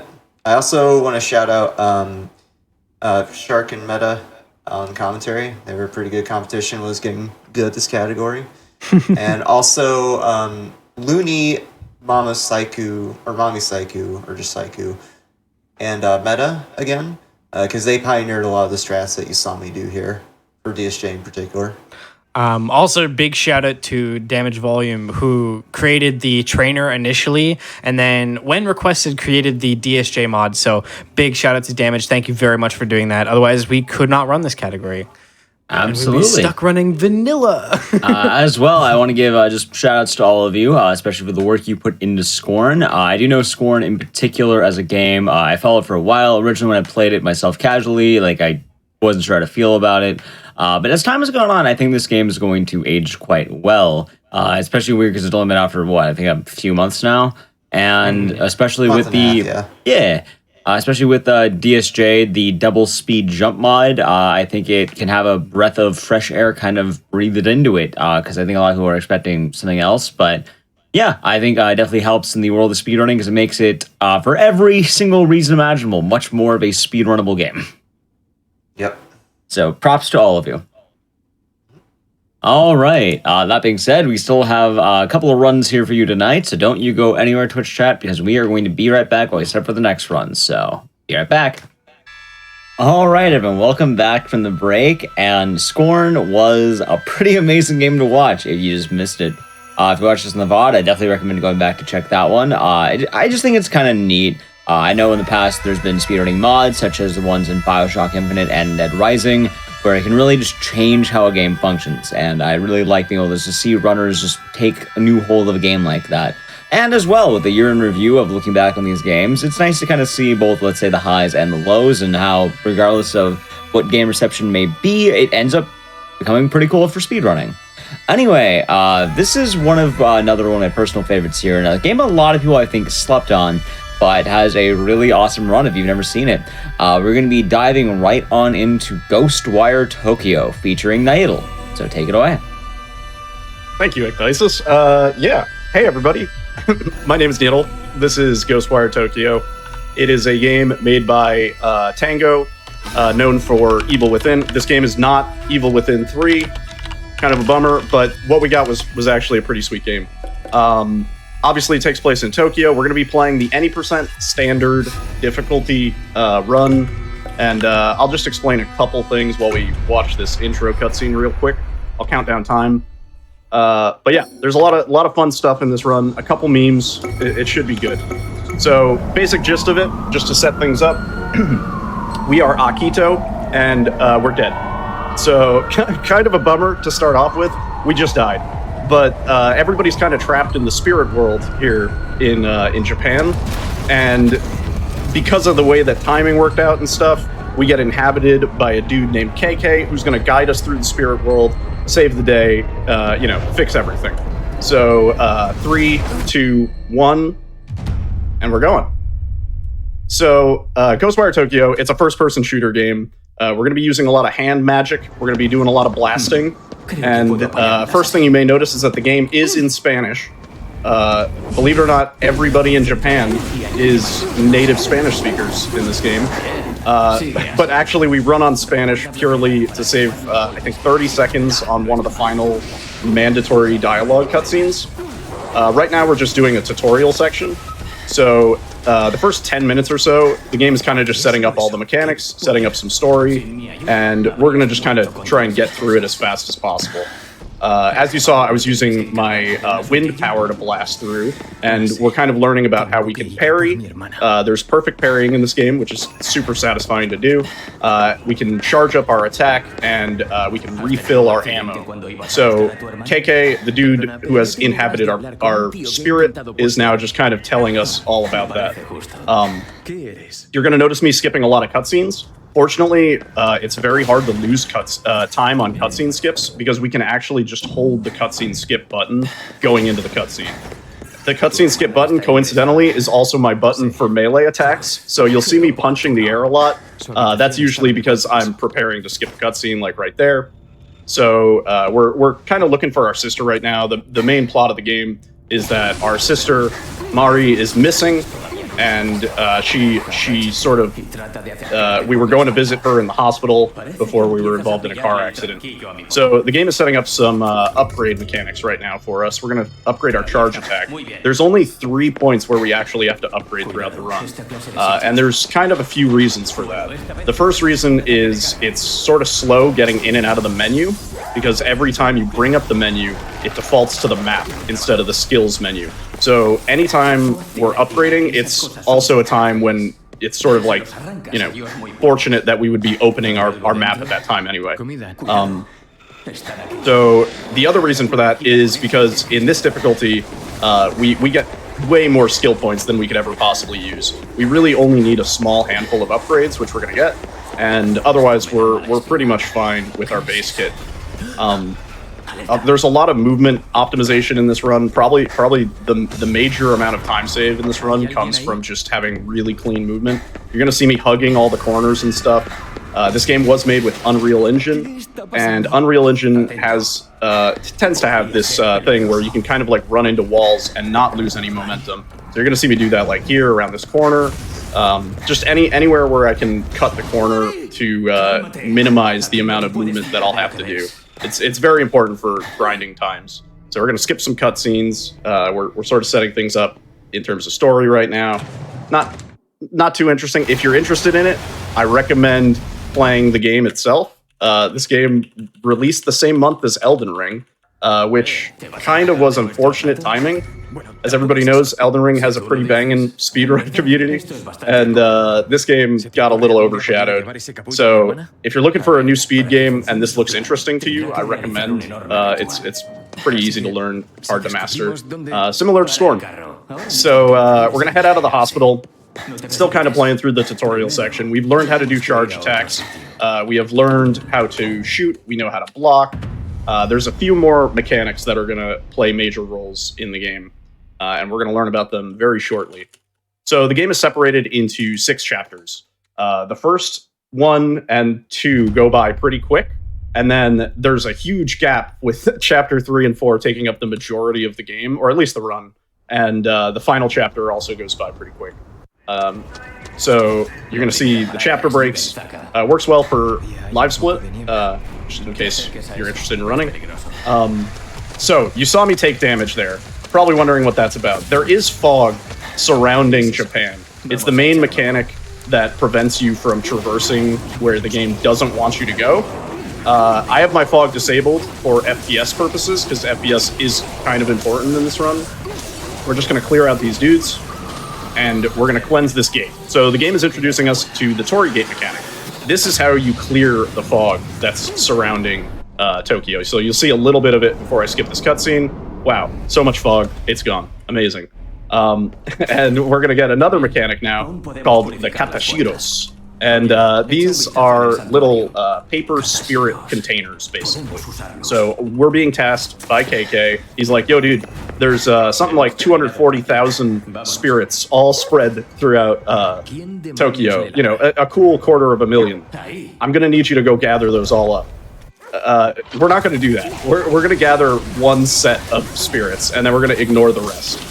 We're going to do a quick purge here, and this is the only time you'll see me actually gather spirits. If I do gather spirits in some other section, something has gone tragically wrong. So we're going to just try and optimize getting the spirits and getting out of here as quickly as possible. We're going to turn around. And done. We got 297 spirits. Nice. That's a lucky number. So step 2, once we have the spirits, is we have to deposit them. We have to go to a phone booth and we have to transfer them to KK's friend Ed. Ed set up this really elaborate system in the Tokyo phone booths that allows you to transfer spirits to and from the spirit world. So essentially, by doing this, we're freeing the spirits that are trapped and, you know, good, and that's great. We're not going to collect all 240,300 spirits or whatever it is. It takes quite a while, to say the least. If you're looking for a good collectathon game, this game is right up your alley. There's 120 collectibles, 42 side quests, 240,000 spirits. There's 25 tanukis. There's a lot of stuff going on. If if DK64 isn't quite hitting the spot anymore, Ghostwire Tokyo is where it's at. So we're in this phone booth. Little fun fact, the phone booth door closed behind us when we were in it. It didn't used to in an earlier patch of the game. But as of, I don't know, I want to say like 3 months ago, that door just started closing, which is kind of a bummer. So now we're going to do a hand sign to cleanse this little seal here. I did that incredibly slow, but the important thing is the hand sign is gone. We're going to have to do that, I think, a total of 2 times throughout the run. It's not a big deal. In a category like all missions, where you're doing every side quest, you end up having to do that something like, 30 times. But it's all about sort of just optimizing it. The game makes you move your mouse. You can sort of beat the mouse movements and do them early. There's a lot of stuff like that where game lets you move in black screens. So that's actually what we're doing here. We're inspecting everything, but you'll notice in between all the black screen cutscene transitions, we're kind of getting movement ahead of time. So we can do that to line ourselves up. We interacted with the 3 mandatory things. Great. Many plot. Fantastic. Now we're trapped. And in order to break this barrier, we have to find these stones. So we have a little timer. Every speedrunner knows when you see a timer in a game, even if it's your casual playthrough, you're like, all right, it's on. Let's go. We basically have to break our way out of here. Again, this is still kind of in the tutorial section. We're almost out. The game wants us to learn how to use bows. Bow and arrow is very useful for minor enemies in this game. It basically one-shots most enemies. It doesn't work on bosses, which is really unfortunate. But there we go. I never missed that. That would be insane. Imagine me doing PB attempts and missing that. So for the most part, we're going to be using the bows on any scrap enemies that we have to clear out. But for all bosses, we're forced to use our sort of spirit powers. It'd be great, because I would imagine with the damage that the bow does, we'd be able to 2-shot most of the bosses with bow and arrow. But yeah, no. Also, should mention some flashing effects, as you've probably already seen. The game can be a little heavy on the photosensitivity in a few sections. It's kind of turned down because I have my settings absolutely nuked. But you'll just if you're uncomfortable or anything, just be wary of that. So we did it. We cleansed the barrier. We're good to go. We're out of the tutorial section. Just kidding. We're going to learn about the main sort of objective-seeking method that the game wants us to use. So we're going to do that, and then we're just going to head out of there. We're supposed to be looking at some stuff. You don't have to look at the stuff. This is an open-world game. It's not going to look like an open-world game. I was just waiting for an audio cue. We're good. We're going to cleanse this. So, realistically, we're just about at the point where the game completely opens up. After this final tutorial bit and we cleanse this one gate, the game essentially says, all right, we've given you all you need to know. Have fun. But we're going to be playing in a very specific way to only go through the main story quests that we need. And we're actually going to bypass a few sections where the game does have like extra objectives within the main quest where it's like, oh, go over here, follow the trail, look at this. But if you know where to go, you can kind of cut out some of those side objectives. So that is a Tengu grapple. You're going to see me doing quite a bit of that wherever applicable, and that's our main method of vertical transportation in the run. This is a very vertical game. The game wants you to sort of be jumping from rooftop to rooftop, which makes for some really cool movement sections.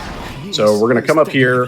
We also have the ability to glide now. The glide is faster than running. So basically any time that I can glide, I'm going to try to glide. The issue with that is that gliding requires you to be a certain distance off the ground. So you'll see me take some risky jumps just to guarantee the glide. We're getting a few more upgrades here just because it forced the map open for me. So since it forced the map open, that's a great time to just get some upgrades in. The most important upgrade we got is our bows will fire faster. I never miss those shots. Trust me, you would never see me miss those shots. I'm kidding. I miss those shots way more often than not. So this is a mega gate. There's 3 different shrines that we have to cleanse. And we're just going to come through and clear only the necessary enemies. Because if you're aggroed... Oh, yeah, there. I wasn't expecting this guy. If you're aggroed, it won't let you cleanse the gate until you either drop aggro by hiding or kill the enemy. So we're going to be avoiding aggro where we can. We're going to just pop, say bye to that guy. We're going to cleanse this last gate, and then it's very important that I grab this watermelon. There's a watermelon over here. It is crucial to the run. It's not that important, but so food items in this game, they restore your health, and they also give you certain buffs, which are arguably more useful during a casual playthrough. But the most important buff that we care about, really the only buff we care about, is the attack boost. It boosts your attack damage by 10%. It makes some enemies take basically 1 less shot to kill, and it's tasty food. So we just got our second ability, basically our second ammo type, which is fire shots. And fire shots do insane damage, but we don't really have a lot of them. We only have 5 right now. By the end of the run, we'll have 7. So we kind of have to use them in a calculated way and only use them in situations where we know we will get more back. So you saw me pray to the Jizzo statue there. That gave us some extra ammo there, and I said it's important to pick up the watermelon. I actually didn't pick up the watermelon. So I had to pick up that green tea instead. Hey, it's Lady D. What are you doing in this game? Totally wrong game. This lady looks a lot like Lady D. It's actually based on sort of the same mythical concept in Japanese folklore. There's a lot of Japanese folklore throughout the game, as you'll be seeing, as you probably could have guessed. They really heavily incorporated a lot of the sort of scarier spirits and mythos, or it's scary depending on how you look at it, right? So we got our final ammo type. That's water. We have 3 ammo types. We're good to go. The game is officially opened up. We are on our way. So I'm going to glide over here. I'm going to grab these notes. You're going to see me grab notes every now and then. They give us some skill points. We also get skill points by leveling up. but the real juicy points are from the notes because they give you 20 at a time. Leveling up only gives you 10 at a time. And while it is very calculated what level we'll be at by the end of the run, the notes give us way more than we need to get through it. So this is one of my favorite movement sections. I'm concentrating pretty decently hard because it is pretty intense. We're basically going to climb to the top of this tower, but not in the way that the game intended. So, good. That's the first tricky Tengu grapple. And then we're just going to, once again, gliding is faster than running. So we're going to do that wherever we can. My heart dropped there for a second. We're going to glide over here. We're going to grapple. Sometimes the game is a little rude about grappling. You may also notice it's raining. Sometimes it rains upside down. In either case, the rain drops your FPS pretty drastically, and dropped FPS means more likely chance for dropped inputs. So that's something we kind of pray against. But that was a perfect gate, dude. I have never done that gate that fast. That was really good. So we have to clear out this gate. We have to get these talismans. This first one is the stun talisman. And we're not going to use it too much. We're going to basically use it twice. This first time is mandatory. We're just going to use it to stun Lady D. Goodbye, Lady D. It was fun hanging out. And we're going to grab some more notes. Yeah, hit me with it. For the Lady D, it's a combination of two Japanese folklores. You have the Hachishaku-sama and the Kuchisaka Onna. Both are very interesting horror stories in, I guess, Japanese horror lore. If you look into that at all, one of them kills you if you... Like, she'll ask you, oh, am I pretty? And then if you say yes, she kills you by carving your face. If you say no, she kills you for insulting her. The way of winning is throwing candy at her. And then the Hachishaku-sama got more popular with Lady D, the really tall lady, which is lady all in all white and wearing the big hat. It's just really cool, and it's nice that this game has a bunch of that stuff. There's like the Tengus, there's the Kappas, and it's all there. Yeah, there's so much stuff that we actually don't get to see. All right, most important thing, I've equipped the Tanuki suit, and that's how you know it's official. Tanuki suit's on, we're ready to go. Sorry for any frame drops whenever I look through these binoculars. For some reason, my PC doesn't really like it. The Tanuki suit serves no practical purpose unless swag isn't a practical purpose, I guess, you know? So I count it. I'm going to keep the Tanuki suit equipped as much as I can. The game's going to try and... The game doesn't want us to be in our Tanuki suit, but I'm going to try and keep it on for the whole run. So basically, we're tracking down a dude. We just saw him go down into the subway. I'm just going to try and be as low as I can to the ground when I do these glides, just so we can extend the distance as much as possible. We do have an upgrade that increased our glides total duration to 3 seconds, but 3 seconds isn't that long. So we want to make sure that we're going to land on our destination when we initiate the glide. The more you play this game, the more you really kind of get a feel for how long your glides are, to the point where it's very second nature, and it's kind of rare for me to misjudge a glide. So we're making our way down to the basement. We're heading to our sort of first major boss. I'm going to grab some more notes in the arcade. I wish we could hang out, play some Tekken, but we're on our way. I'm going to try and glide here. It's a tricky... There we go. Yeah, that glide's hard because we have to bump our ceiling and kind of get a little acceleration off of the ledge.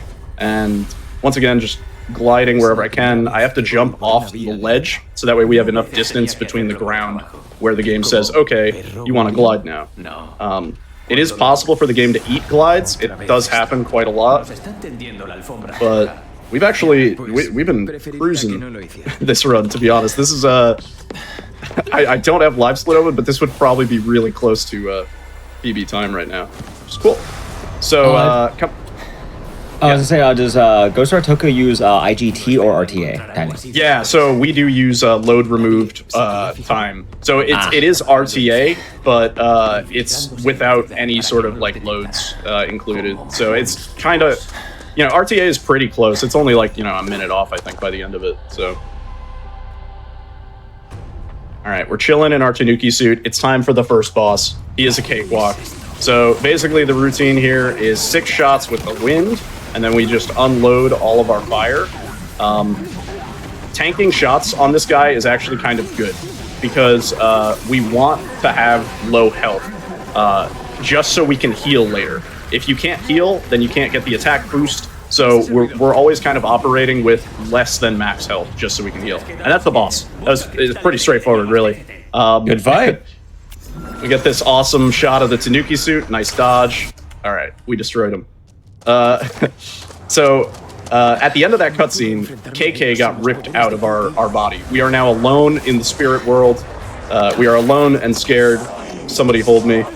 And we didn't get griefed by that ledge. Somebody comes by every night and greases that ledge with WD-40. And I tell them you should be using silver lithium grease because WD-40 is not a permanent solution. But, you know, so yeah, the ledge grabs can be very trolly in this game. Basically, any jump, any glide, anything can get eaten due to one reason or another. So you have to be on your toes at all times. Also, really quick off-topic question. People have been asking more than one. Where did you get your hoodie? Is that just a Kigurumi, or is that like an actual... Yeah, this is... I would stand up if I could. It has a tail and everything. This is a full-size Kigurumi, Tanuki Kigurumi. It's from, like, the one website that sells this Tanuki Kigurumi. I have a frog one. Yeah, it's that same website. Yes, Okay. Exactly. Yeah. But yes, I'm glad everybody's in the Tanuki zone. So we're coming out here. We have to get back to KK's apartment. We have to figure out where KK is, and we have to sort of re-merge with KK because we're really vulnerable in the spirit world without KK around. That's another ledge that normally griefs, but we're just getting all the luck tonight. So we're heading back to KK's safe house, and right now all we have really to defend ourselves is the bow and arrow. And like I said, the bow and arrow is extremely useful, so we really don't want to use our arrows where we don't need them. If everything goes right, I end the run with 0 arrows. So it's pretty important that we're not missing shots or using arrows where we don't need them. So there, I'm going to grab the Thicket Talisman, which is basically a talisman that spawns a bush. Just like a little, you know, a shrubbery. And the purpose for that is we can use it to stealth. And when this game first started being routed, as far as I know, nobody really had even thought about using the Thicket Talismans. And it wasn't until somebody was like, did you know you could drop aggro off of basically any enemy, even if they are right in front of you, if you drop down a Thicket Talisman? And that was when the gears started turning and we started sort of routing the Thicket Talisman into our run. Similarly, we'll use all of our thickets by the end of the run. So it's another situation where if we miss one, or if we throw it in the wrong spot and have to do a backup or whatever, it kind of puts us in a bad situation for later. You know, in a PB pace or a world record pace, it would basically be the death of a run. But we have ways around it. There's many backup strats in this game. Since it is an open world game, there's a lot you can do differently. So we're just going to aggro everybody on the planet right there, and they should hopefully drop aggro soon. We're just going to ninja across these rooftops. We're going to assassinate this dude, and we're in the door. Perfect. So what can happen there is they can follow you aggroed the whole way through, and we only have our bow and arrow, and we don't want to waste any ammo. So pretty good there. We are learning now about the wire-in ability. KK is like, if you store up your power, you can actually release it in one big sort of Kamehameha, and or a spirit bomb, I guess, would be more appropriate. And by doing that, you kind of expose most weak enemies' cores. You can use it on bosses, and it does slow down time, which I've always thought there should be something we can do there in terms of something interesting with a boss fight, but I've never been able to find anything. It would be cool, though. I've always wanted to use the wire-in actually on a boss. So we're up to chapter 3. The bad dudes, who are these masked guys that we haven't been able to figure out the identity of, they are holding this giant ritual, and we need to get over there and sort of figure out what's going on. You may notice the game unequipped our Tanuki suit. It's a travesty, but that means the hood has to come off. I'll sort this out as soon as I can. But yeah, it's a bummer. The game, I think when you re-merge with KK for whatever reason, they're like, oh, we'll give you back the default equipment. So kind of a bummer. We're gonna grapple up here. This is gonna be the first instance of using the Picket Talismans. As you can probably tell, using the Tengus is really fast. So any situation where we can move horizontally with the Tengus, we're gonna go for that. We're gonna throw down the bush, and we are going to cleanse this gate. And the reason we do that is because otherwise, this guy laughs at you. It's just a jerk, you know? And he actually almost hit us there. By dropping that guy's aggro, we can actually cleanse that gate, no problem. It's kind of just dangling in front of me. Sometimes he'll damage me on the way out here. It's a pretty nice little damage boost. In the hardest difficulty of the game, that guy can instantly kill you. In this difficulty, we really don't have to sweat damage too much, and we're also picking up a lot of healing items along the way, so we're pretty safe. Gonna answer this phone. We're basically right now trying to find KK's friend. Her name is Rinko. She knows a lot more about the spirit world and sort of how we can fix everything and why we're here in the first place and who's behind this. Some pretty cool movement here. I actually came up with this little route here. I'm pretty sure it's faster if I don't get stuck on walls. But one thing I will say is my FPS consistently tanks here because I think there's like too much fog effects going on here, so forgive that. Sorry, I'll just look down. We'll get some free money. Money is not really important in this run. We're gonna do one shopping trip. It's just for arrows because they're so valuable. And we're gonna Tengu up here. Oh. Wow, I almost biffed that. And then we're gonna Tengu up here. This is one of those sections where the game says search the area for clues, and we say that sounds like really slow, dude. So we just don't do that, and we go straight to the destination because we know where to go. So right now we're heading towards what I like to call the Rinko Tower Defense section. And if you've ever seen a RE4 run and you know the cabin section, it's kind of like that, but this game's version of it. It's one of those sections where every enemy, their spawn is dependent on the previous set of enemies dying. So the goal is to kind of kill the two that determine the next set of enemies starting to spawn, and then as long as you're on top of it, it's pretty good. This is going to be the last time we get any upgrades here, and we are going to max out our wind attack, which just makes us attack really fast with the wind. It's going to be useful for dumping out DPS, and we are going to do a final arrow upgrade, and then of course, because we have to, equip the Tanuki suit once again. Make sure we're in the Tanuki suit for the rest of the run. I swear I practiced equipping the Tanuki suit, but I just kind of fat-fingered it there, and it was not as smooth as I planned, but it's all good. So we're going to line these dudes up. Our fire shots now have a piercing effect, which is really useful for when enemies like to stand in a perfectly straight line. So any situation where I can just like bowl down multiple enemies at once, we're going to go for that. Similar to what MADiSON was saying earlier, by the way, all of the enemies are based in Japanese folklore, and the sort of documents section of the game is basically a Wikipedia on Japanese folklore. There is like so much stuff in there. You could actually kind of get lost. It's a really sort of neat deep dive if you want to learn what everything symbolizes. You know, like the little schoolgirls and schoolboys are based on sort of like the anxieties of school children and stuff. Some pretty neat stuff.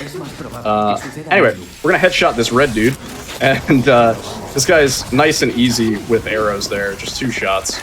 So we're heading into this tower defense section. What I was hoping for was a bit more fire ammo. We didn't get it. The drops on these ammo crystals are RNG. So we're kind of just banking on having the ammo we need. It's a little unfortunate, but we can sort of make do regardless. There's a backup strat for everything. Oh, there we go. All right, we got one more fire. That was huge. So we're gonna grab that, and we are going to sip our nether green tea. I try to time that as late as I can, so that way we actually get as much benefit from it as possible. And tower defense section. So these guys line up. We go 1, 2, and then we charge. There's going to be 3 that spawn here. Sometimes I can get these in 1. Nope. That was almost really good. Then there's going to be one that spawns over here. And we're just going to wind her down. And then this guy. And then her. And now we have to be quick because these are already on a timer to spawn. They're going to spawn right now. Accidentally switched out to the wrong element. Cool. And then there's going to be two that spawn here. And fortunately, like there are some spawns in the game that are relatively random. These are not. These are literally always the same. Never seen them been different. And we have no fire, which is kind of lame, but all good. We're going to grab that money, even though we don't need it, just because it's fun. Cool.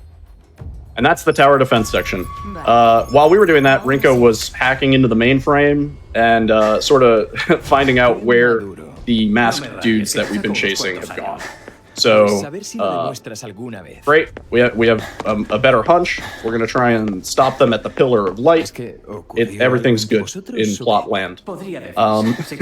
What's coming up now is probably one of the most important parts of the run. You'll definitely see why. I think even if you haven't ever seen this run before, you'll probably understand why. So we're going to come over here and just glide around to a Jizzo statue. And this is not the most important part. Oh, I prayed twice. It was so nice, I prayed twice. This is the most important part. We're just going to pet this dog real quick. For no other reason than, he's here. And you should pet your doggos. So that's good. We're on our way. That loses no time, oddly, in a run. You can do that every single run, and it's totally fine. And then we're going to talk to a cat, and we're going to buy some arrows from him. Thank you, sir. He's a very nice guy. And there is some very fun wildlife in this game. You get tanukis, there are raccoons that you can collect throughout the game. There are cats, there are dogs, and you can pet them. And you can feed the dogs. But you can't feed the cats, which is kind of a bummer. As a cat fan myself, I have 2 cats. So once again, we are barrier locked.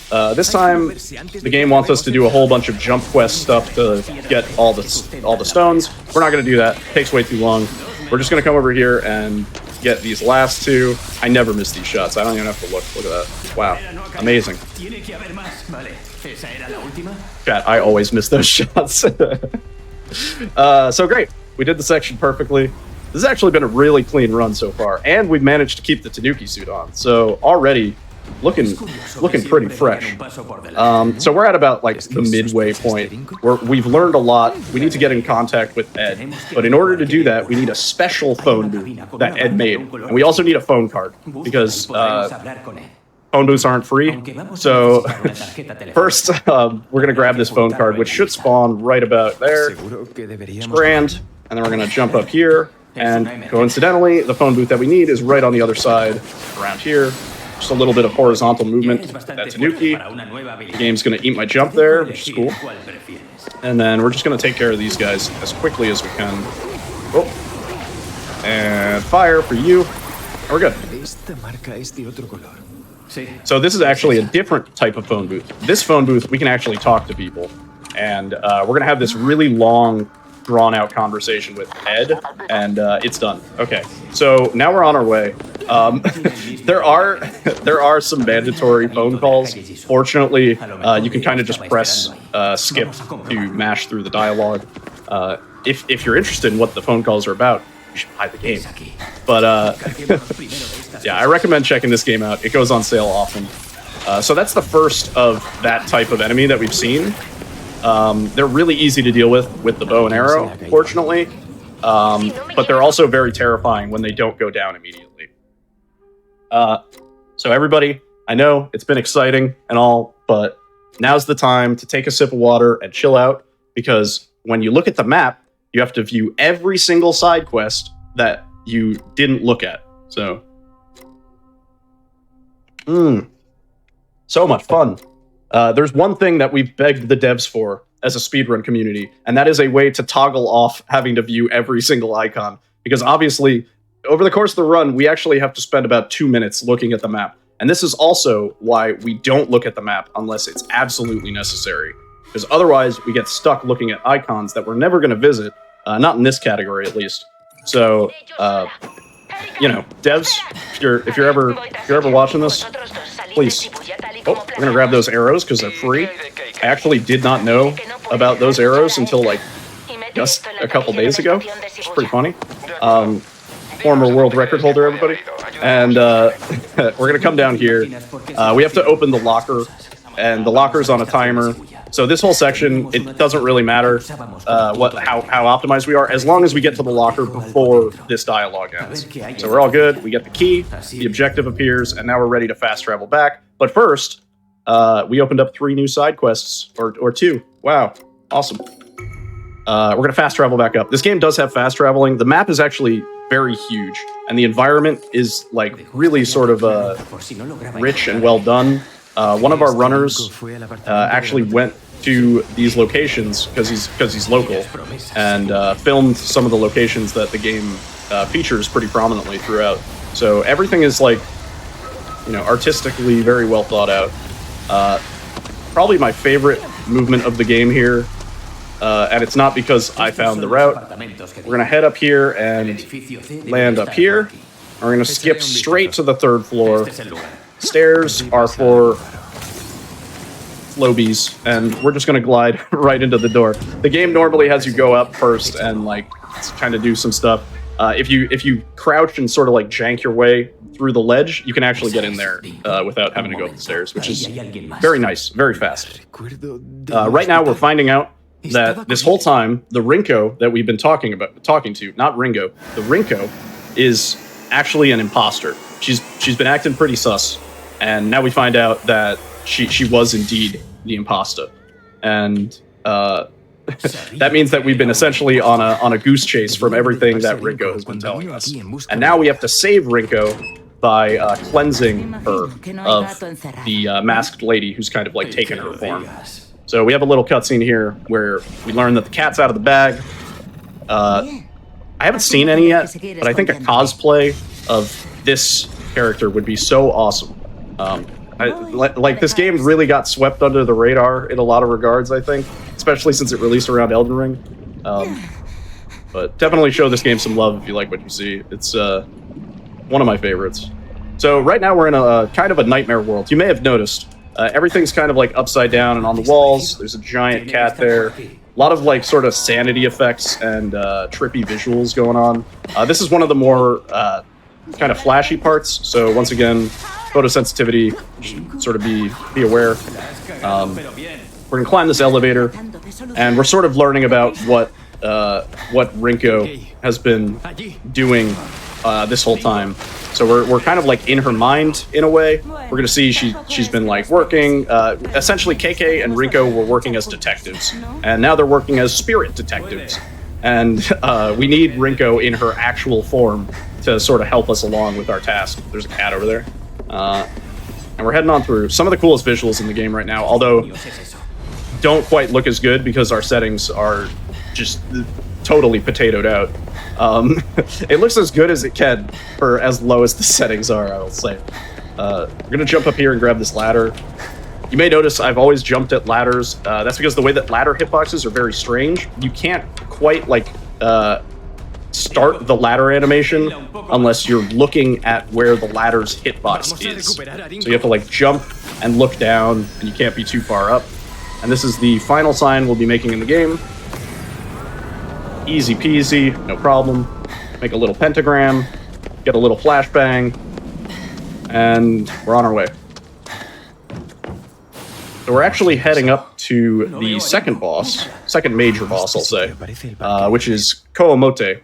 And Koamote is actually like the bane of most of my runs, because she is one of the only bosses that has a pretty brutal RNG procedure. And I ran this game on a previous hotfix in the hardest difficulty, which is called Tatari. And by the way, nice phone. The Koamote fight almost went really tragically, and so I'm hoping for like my redemption arc here, and we just get a perfect Koamote fight.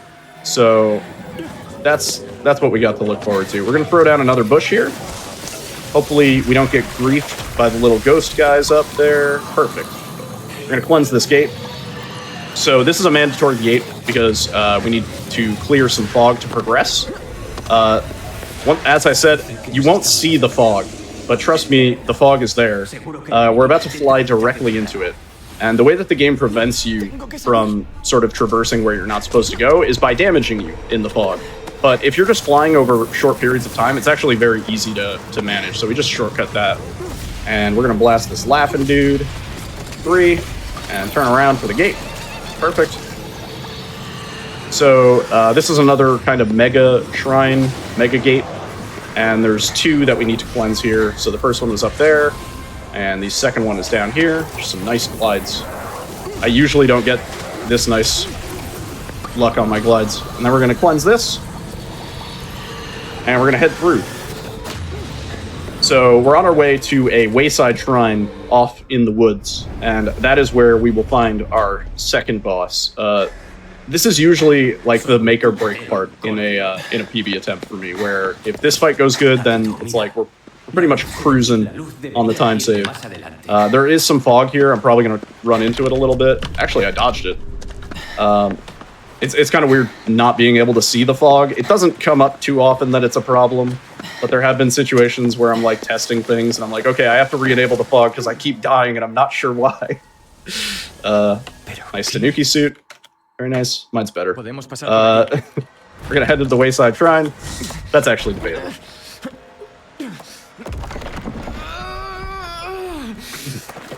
So yeah, our ammo actually at this point doesn't matter, because what's going to happen during this boss fight is similar to what happened earlier, where KK gets yanked out of our body, and we don't actually have our normal powers. So essentially, all we're going to have is our fists and our bow and arrow, which is kind of a bummer. But fortunately, this boss has a pretty great vulnerability. Probably one of the coolest boss designs. I like the spider boss personally more, but in case you were wondering, yes, this is a horror game. The boss designs are pretty terrifying. I've seen a lot of people say, like, are we sure this is a horror game? And I'm like, yeah, I'm pretty sure we got some nightmare fuel in here. So we're going to come through here. We're going to hope for really good RNG cycles on this. This one's good. This one's usually pretty consistent. It's the second and third ones that I tend to worry about. And her vulnerability is her tail. Her big, very bright, very obvious weak point, her tail. So all we have to do is stun her and then get around behind her. The game actually, I think, wants you to like play this section kind of stealth, but as we said, stealth is slow, and we just don't do that. So we have to get 3 tails. We've gotten 2 out of 3 so far. Pretty good on her spots. This last one can be a bit of a doozy. This is where I actually almost died on the previous hotfix, so I'm sort of just hoping. So we're gonna bait her around here. She's gonna do a big U-turn. Oh, never mind. She's gonna be really weird about it. Okay. All right, that should be fine, right? Yeah, that's fine. Okay, good. The redemption. We didn't get totally owned that time. I think I died and came back to life like 3 times the last time I had to do this fight. So very, very good. Much better. Now we're heading into the next chapter. We get to keep our Tanuki suit, fortunately.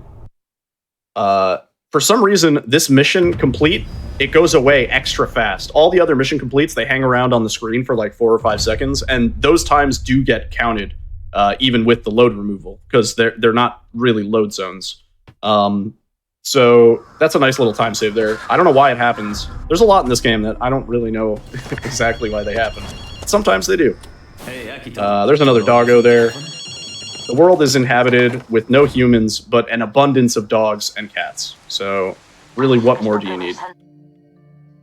We are now learning our next destination, which requires us to do probably the most gate cleansing that we're going to have to do in the whole run. This is a section, it's sort of like, okay, you've unlocked half the map, but here are like the final sort of areas of the map, and you have to get there, you know. So we're just going to do that. It's just a lot of traversal. Again, the movement in this game is like 90% of the run. And it feels really good when you're sort of getting these glides really nicely. When you can actually line up with the Torii gate, feels great. So if you're looking for something first person and pretty fluid feeling, you know, or you just kind of you go with the flow a little bit, this is a good choice for sure. Nice little damage boost there. Again, we don't mind taking a little bit of damage here and there, just so we can heal when we want to use our boosts. Once again, going to pull out our bush and just do some climbing here. Up, and then drop aggro, please. Thank you. These guys sometimes can be really troll. If there's one directly above you when you start cleansing that gate, he will not lose sight of you. He knows where you are. So you probably saw the camera swivel around there. The camera moves itself mandatorily, sometimes while you're gliding. And I am actually playing on a down-patched version of the game. I would recommend if you're going for, you know, if you're grinding this game, if you're going for world record, I'd recommend down patching, just because the way that the glide behavior changed when there's dialogue during it, where if instead of swiveling your camera around, which is like manageable but kind of annoying, the game just drops you out of the sky. So if there's any mandatory dialogue like that, instead of it moving the camera for you, you just plummet to the ground, and it's really a bummer. I'm not sure what warranted that change. I'm pretty sure it's a situation where they changed one thing and it broke something else. So here we have another cabin section, just killing enemies as soon as they spawn in to get the next set of enemies to spawn in, and hopefully, there we go. We are once again going to use a shock talisman there. We're just gonna stagger her into it, and this is the coolest kill of the game right here. Yeah, barrel roll. Gave her a nice little tumble. So now we're gonna wait a little bit, watch a cutscene, and then we're gonna cleanse this gate. We're definitely in sort of like the end game area where we now know what we need to do. We need to get out of Tokyo, and Tokyo is completely surrounded by this fog that will absolutely kill you if you stand in it. So KK's like, I think I know a way that we can get through this fog. He's like, I used to know a guy who knew a guy. And we're going to try and get this nice and... Nope. Okay, backup strat. That's a really hard grapple to hit. We're just going to get it that way. Yeah, some of these grapples, they require you to turn around midair. And the way that you grapple is you basically have to hold right-click and press spacebar or jump. And doing that all simultaneously can be a little bit overwhelming sometimes. Nice 2 headshots. We don't want to miss any headshots on these. It's just kind of a pain if we do. We also don't want to aggro this one, and we totally did. We'll see how this plays out. I might need to kill her.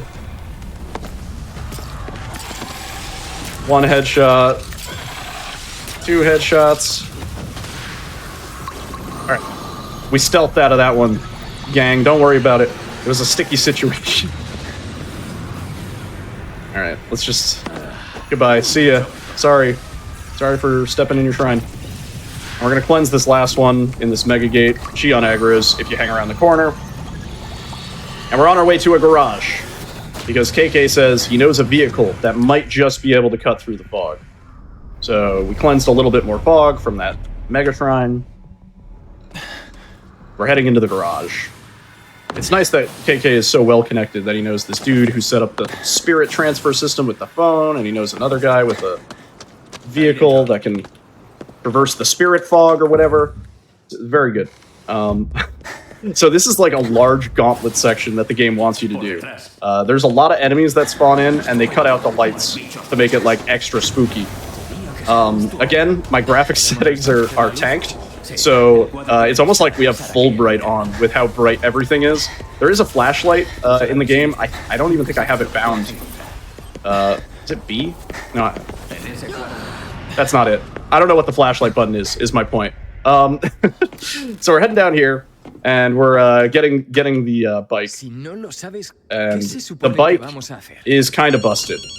There's this really sweet bike that we're going to ride, but in order to ride it, we need to get a few parts to fix it.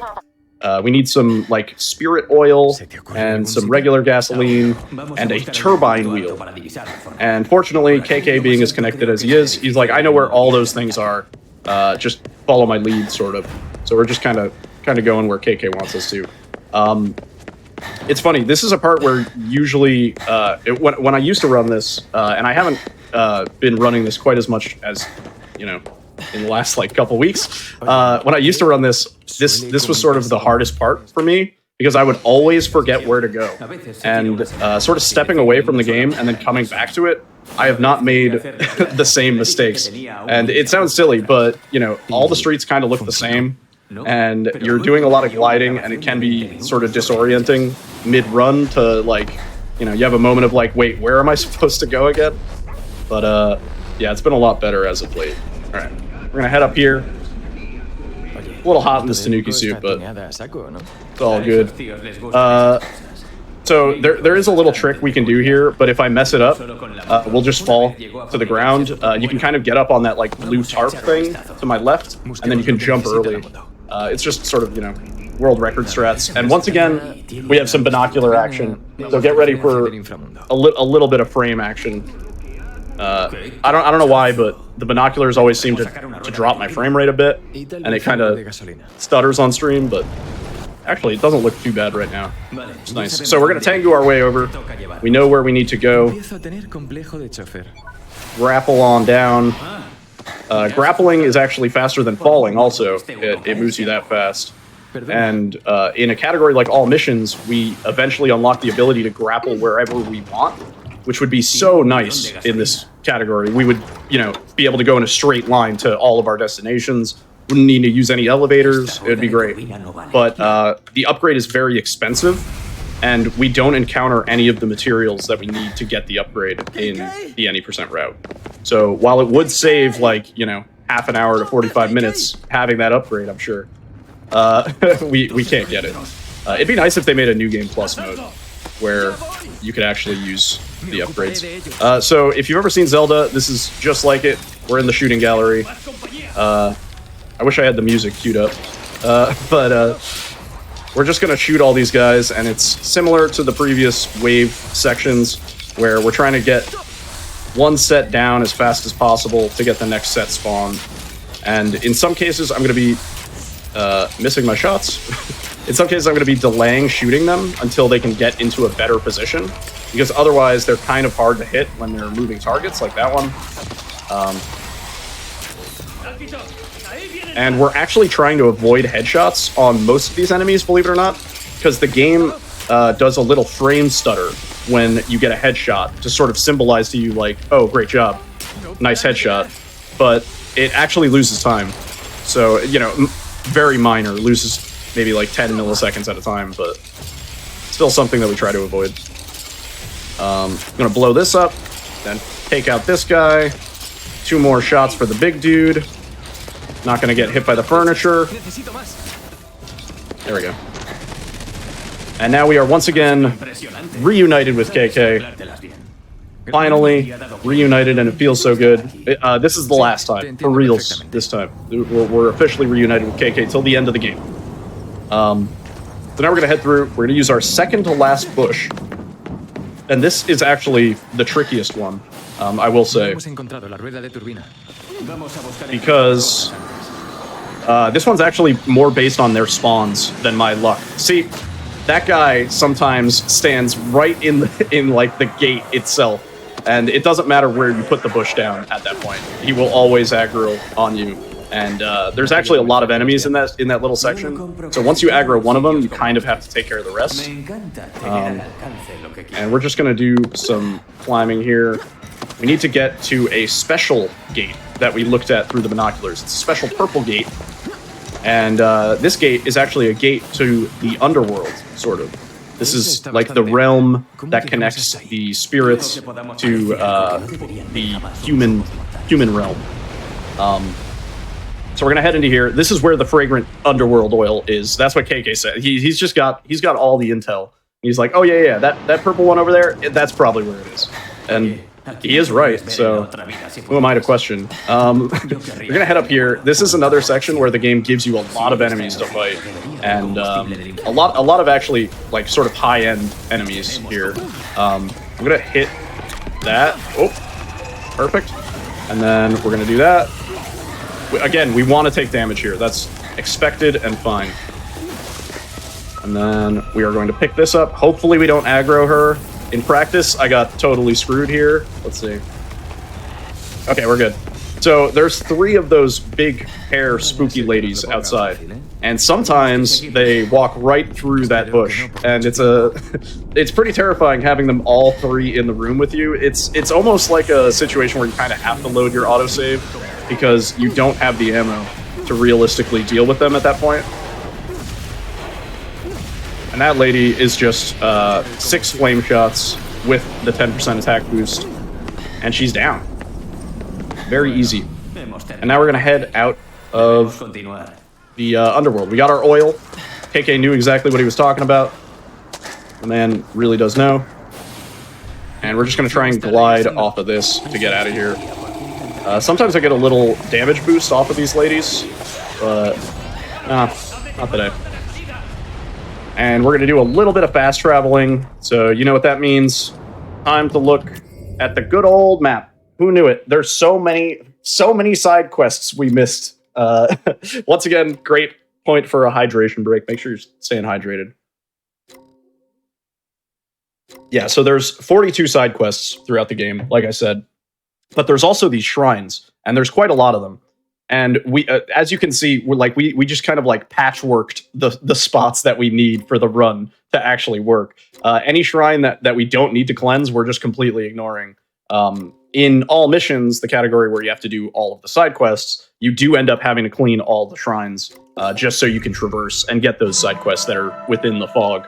But like I said, there's a lot to experience with this game, and it goes on sale pretty often, so I cannot be a stronger advocate for checking it out, if it looks cool. So we're heading down. We need a turbine wheel, and it was not in the first car that we looked in. That was actually a trap. That's why we had to do the shooting gallery section. So we're heading to KK's friend, who was really into souped-up cars, and KK is like, I'm pretty sure my friend would have a turbine wheel in his souped-up car. So we're heading down to the underground mall, and we're going to go check out this car and see if it has what we need. But you may have heard the phone ringing. That is a mandatory phone call. And we've kind of just been putting it off. But fortunately, there's a phone right next to this objective that we need. So we can just pick up the phone. Great. They wanted something about my auto insurance. Fantastic. I don't even own a car. And we get our turbine wheel, and we're going to back out of here slowly so this guy doesn't get mad at us. So that guy sometimes aggroes us during this cutscene that you're hearing right now. And, okay, perfect. Yeah, sometimes he doesn't let you fast travel, because if you're aggroed, the game doesn't let you fast travel. It says there are enemies nearby. So we're just going to fast travel to the door. The quickest fast travel you've ever seen. And we're going to do another fast travel up to here. And I will say I made a safety save because sometimes, just sometimes, I fall through the earth here. Okay, we're good. All right. I don't know why, but it's like I think the combination of fast traveling 3 times in a row, the game is just like, no. Like that's way too much loading and unloading maps. So it just fails to load in the ground. You fall through the earth, and you can fast travel to get back out. But it's, obviously not ideal. And we are heading into sort of the final section. We're going to repair the motorcycle. And then essentially, we have basically kind of the boss rush, which is the final section of the game. We're basically going to go into 3 bosses sort of back to back to back. It's sort of important that our ammo is good throughout. So that way we have ammo for the next boss. So in certain situations, I'm going to be delaying collecting ammo from a certain boss just so I can wait till the end of the fight. So we leave the fight with as much ammo as possible. Ammo conservation during the last sort of section is pretty critical. So we got the sweet ride. That was the coolest cutscene in the game. We just skipped it. You get to ride out of Tokyo on your sweet bike, and it has this cool like spirit shield. And then eventually we wind up here at Tokyo Tower. So this is where everything seems to be culminating. This is where they're doing the ritual from. We have to stop the masked men, and we're kind of heading there. It's good. Rinko is here. Kind of a bummer what happens with Rinko. Very unfortunate, but she definitely helped us along the way. So she, it was her time to move on, essentially. And R.I.P. Rinko. But we're heading over here, and I'm going to heal up right when this cutscene starts. Perfect. And then we're going to skip a cutscene and fight the spider boss. So this is Spider Boss. She's fantastic. I love her design. And the goal here is going to be to DPS these 2 cores down. And you're going to see me use my extra shots as much as I can before I grab that core. And the reason for that is because she's going to drop a ton of ammo when that first core goes down. So the first core's down, and that should be good. It made her stand up, but she just immediately went into the stagger animation. That's fine. And boom, boss done. I kind of love this boss in this difficulty because there is a super crazy optimal way that you can get it. But I've only gotten it like one in maybe 200 attempts, 300 attempts, where basically you can get both of her cores to pop simultaneously, and she never does that second stagger animation. So it probably saves like 5 or 6 seconds, which is not negligible. So we're going to try and get a little bit more ammo. We're going to head up into Tokyo Tower, or what is... it's funny, they give you 2 points of no return. They give you a point of no return when you're getting on the bike, and then they give you 1 more point of no return here. They say, are you sure you want to proceed? This is the end of the game. And we say, yes, of course. So we're going to climb up here. We get a few flashbacks from our sister, Mari. Kind of sad, kind of haunting what happens here. I will say, like, this game isn't necessarily a horror game in, like, the traditional zombies and spooky monsters and, stuff that gets you. It's more of a haunting tale, and it hits home in a lot of ways. At least I find. So we're gonna get in this elevator. This elevator is, I think, one of the only parts that is faster in Spanish. This is basically the reason why we run in Spanish, because we're forced to sit here on this elevator. Although that does need more testing. I've recently been proven wrong about language time-speed differences, so probably needs a little bit of investigation to make sure we're on the right track. And we're going to go into the second Yasuo Toko fight. So this is the first boss that we fought, except now he's a little bit stronger. His attack pattern's just about the same, and he has 2 phases this time. So we're going to try and down him in pretty much a similar manner, where we're just going to be DPSing him down. We're just kind of blasting, and let's hopefully get it quick. Got this. The elevator door's opening with the Tanuki suit. Great. I'm gonna interrupt his screaming animation. Gonna go for all of my fire shots. And we're gonna hit him with some green. Gonna break that shield and hopefully get a fire shot. Perfect. That's the first phase. I like to end on the fire shot that he refunds to you if you break his shield. It usually, assuming the fight is going well, it'll be the last shot that you fire. We wait for that shield to drop. He does have iframes during that shield. And then we're not going to be able to interrupt him out of that. Blast. Puts up another shield. Hopefully get another fire back. I did not. I got robbed of the fire shot that time. So yeah, that fire shot would have killed him, but we had to do a few more wind to get him down. Now, usually, I like to have a little bit more ammo here, but we got kind of jebaited, which is fine. We'll be able to sort out the final boss just fine. But it is in a PB attempt or a world record attempt, having max ammo at the end there is kind of like huge. That's the saving grace. That's like, okay, we can finish out strong. But heading into the final chapter now. This is the 7-minute walking chapter. We're going to be walking for like 7 minutes. I'm going to show you guys just a few seconds of this cutscene here, just because it's glorious, right? Great. Looking like Spider-Man. Anyway, So we're gonna head through here. This is basically the big plot dump section of the game. They tell us a lot about the sort of the family relation between Akito and his sister. We learned about their parent and like sort of the whole childhood that they went through and everything. Their parents were in and out of hospitals and stuff. So it's a big plot dump section.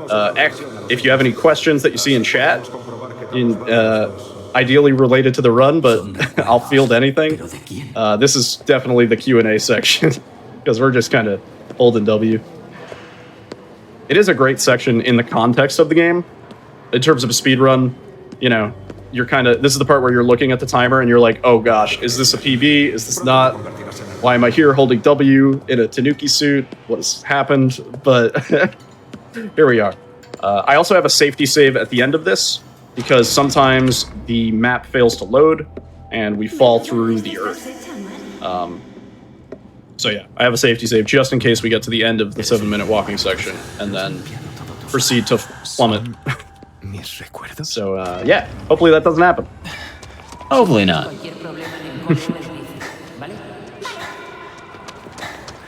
Yeah, so mostly just we're kind of getting flashback memories of Akito and his sister as they were growing up. Akito kind of, you know, reminiscing on the times that they had and stuff.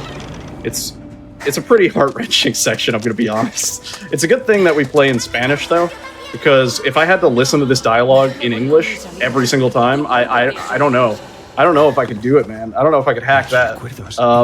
It's kind of like how I refuse to watch the Silent Hill 2 Maria ending, because it's kind of, it just, no matter how many times you play the game, it just hits you, you know? So, yeah. This is also a great time for me to plug the speedrun community for this game. If you're looking to run it, I have a guide on YouTube that kind of breaks down everything about the run. I also play this game a lot on stream.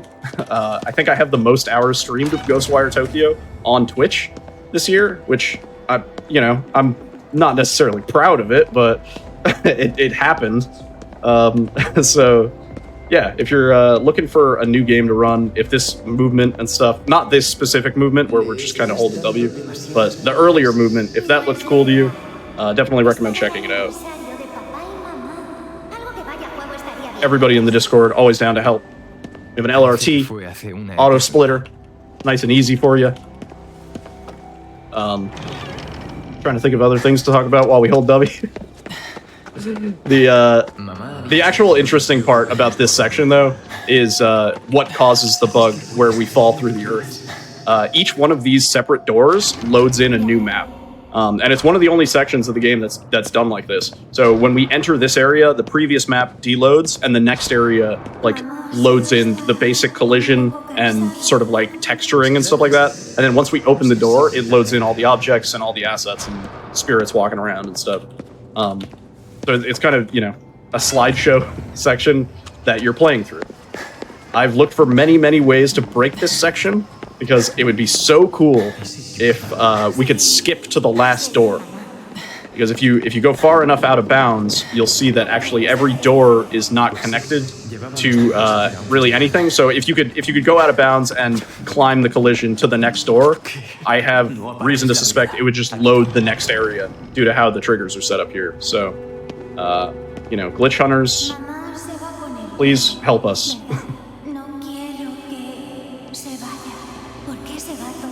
All right, almost done here. Just sort of optimizing all the little movements we do in these sections.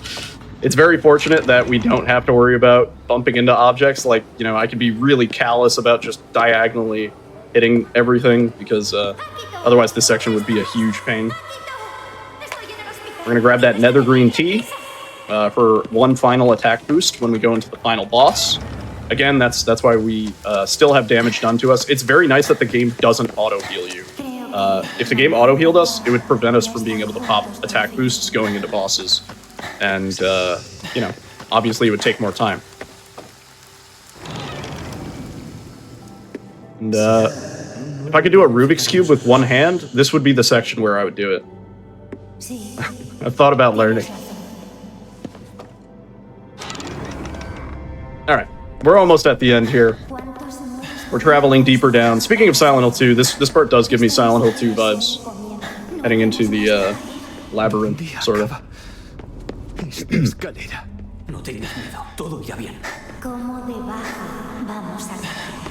Another thing to mention, as sleeper as this section is, the final boss is actually pretty hype. There is a perfect final boss that I've been working on. Oop, and I'm running into trees. I've never seen anybody do it, but I know it would work in practice. I sort of brute forced it into working, where you could effectively kill the final boss with 9 shots of fire if all of your fire shots landed like dead on. And I've been practicing it. I spent probably like 3 hours last night just kind of like rinse and repeating the boss, which is really annoying because it forces you into a cutscene when you kill the boss, and it's annoying having to load your game. But yeah, I've been trying to sort of figure out a way. If we could figure out a way to kill that boss, this upcoming boss faster, it would probably save somewhere in the range of 30 to 45 seconds over a normal boss skill. So just something that we've been working on, or I've been working on at least. All right. So this is the final ascent. We're gonna head up through these mountains into a cave, and then we're gonna fight the Elder Beast. It does look like the Elder Beast, which is funny because this game released the same month as Elden Ring, but truly an Elder Beast design. And I'll also mention this Tanuki suit is about as hot as it looks. Oh, to be on this snowy mountain right now, that'd be so nice. Okay, so we're gonna cruise through here. We get a little autosave there. I'm very glad the game didn't crash. I did have the game crash on an off-stream practice the other night, and it made me nervous for tonight. I was like, the game's gonna crash right at the end of the 7-minute walking section. So here we go. Final boss. 9 shots. Nope.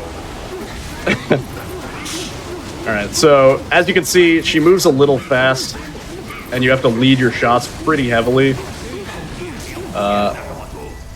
Good. Wouldn't let me grab there for some reason. We're gonna pop the damage boost, and we're gonna grab this fire ammo. She's gonna spawn a group of ads, and hopefully I can take them out in about 3 shots. Oh. Or I can just miss all my shots, I guess. Alright, a little bit scuffed. It's okay. Good. Alright. Now, this face, I like to get the that face first, because the rear face is the easiest to hit. However, she's not going to let me. We just got to go for this one. Oh, there we go. A lot of these attacks are really easy to dodge. Even though they look like they have gigantic hitboxes, they're kind of misleadingly small. And of course, you can perfect parry anything in this game. So let's do this, and this. So we're just going to use... Oh, I thought she was good to go. We're going to use Wire in one last time for the end of the run. We didn't get to use it really the whole run, and then we finally get to use it at the final boss. And one more phase to go. And of course, she goes the opposite way. This is another RNG section, so we once again are at the mercy of what the boss wants to do. We got the 3 shots on the final face. We're good to go. Woo! I would have liked that boss to go a little bit better, but it's kind of up to the mercy of what the game wants to do at that specific time. And time will be coming up in about 30 seconds. We just have to sit around and wait for this final cutscene. We can stare at the statue. I guess some final plugs before I wrap up.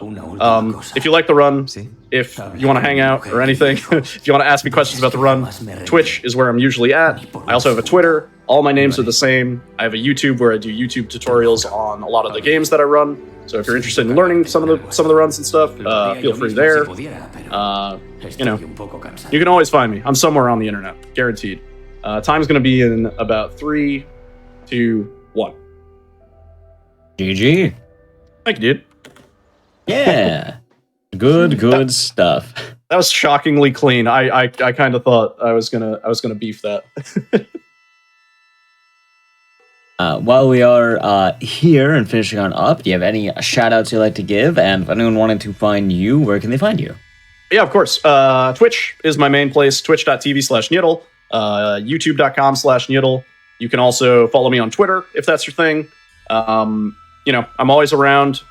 Feel free to hit me up in my chat or anything like that if you have any questions about the run. I'm always willing to teach people, always willing to help people learn. You can sort of learn anything you want if you put your mind to it. That's my firm belief. But yeah, everybody take care, be safe, and I'll see you next time.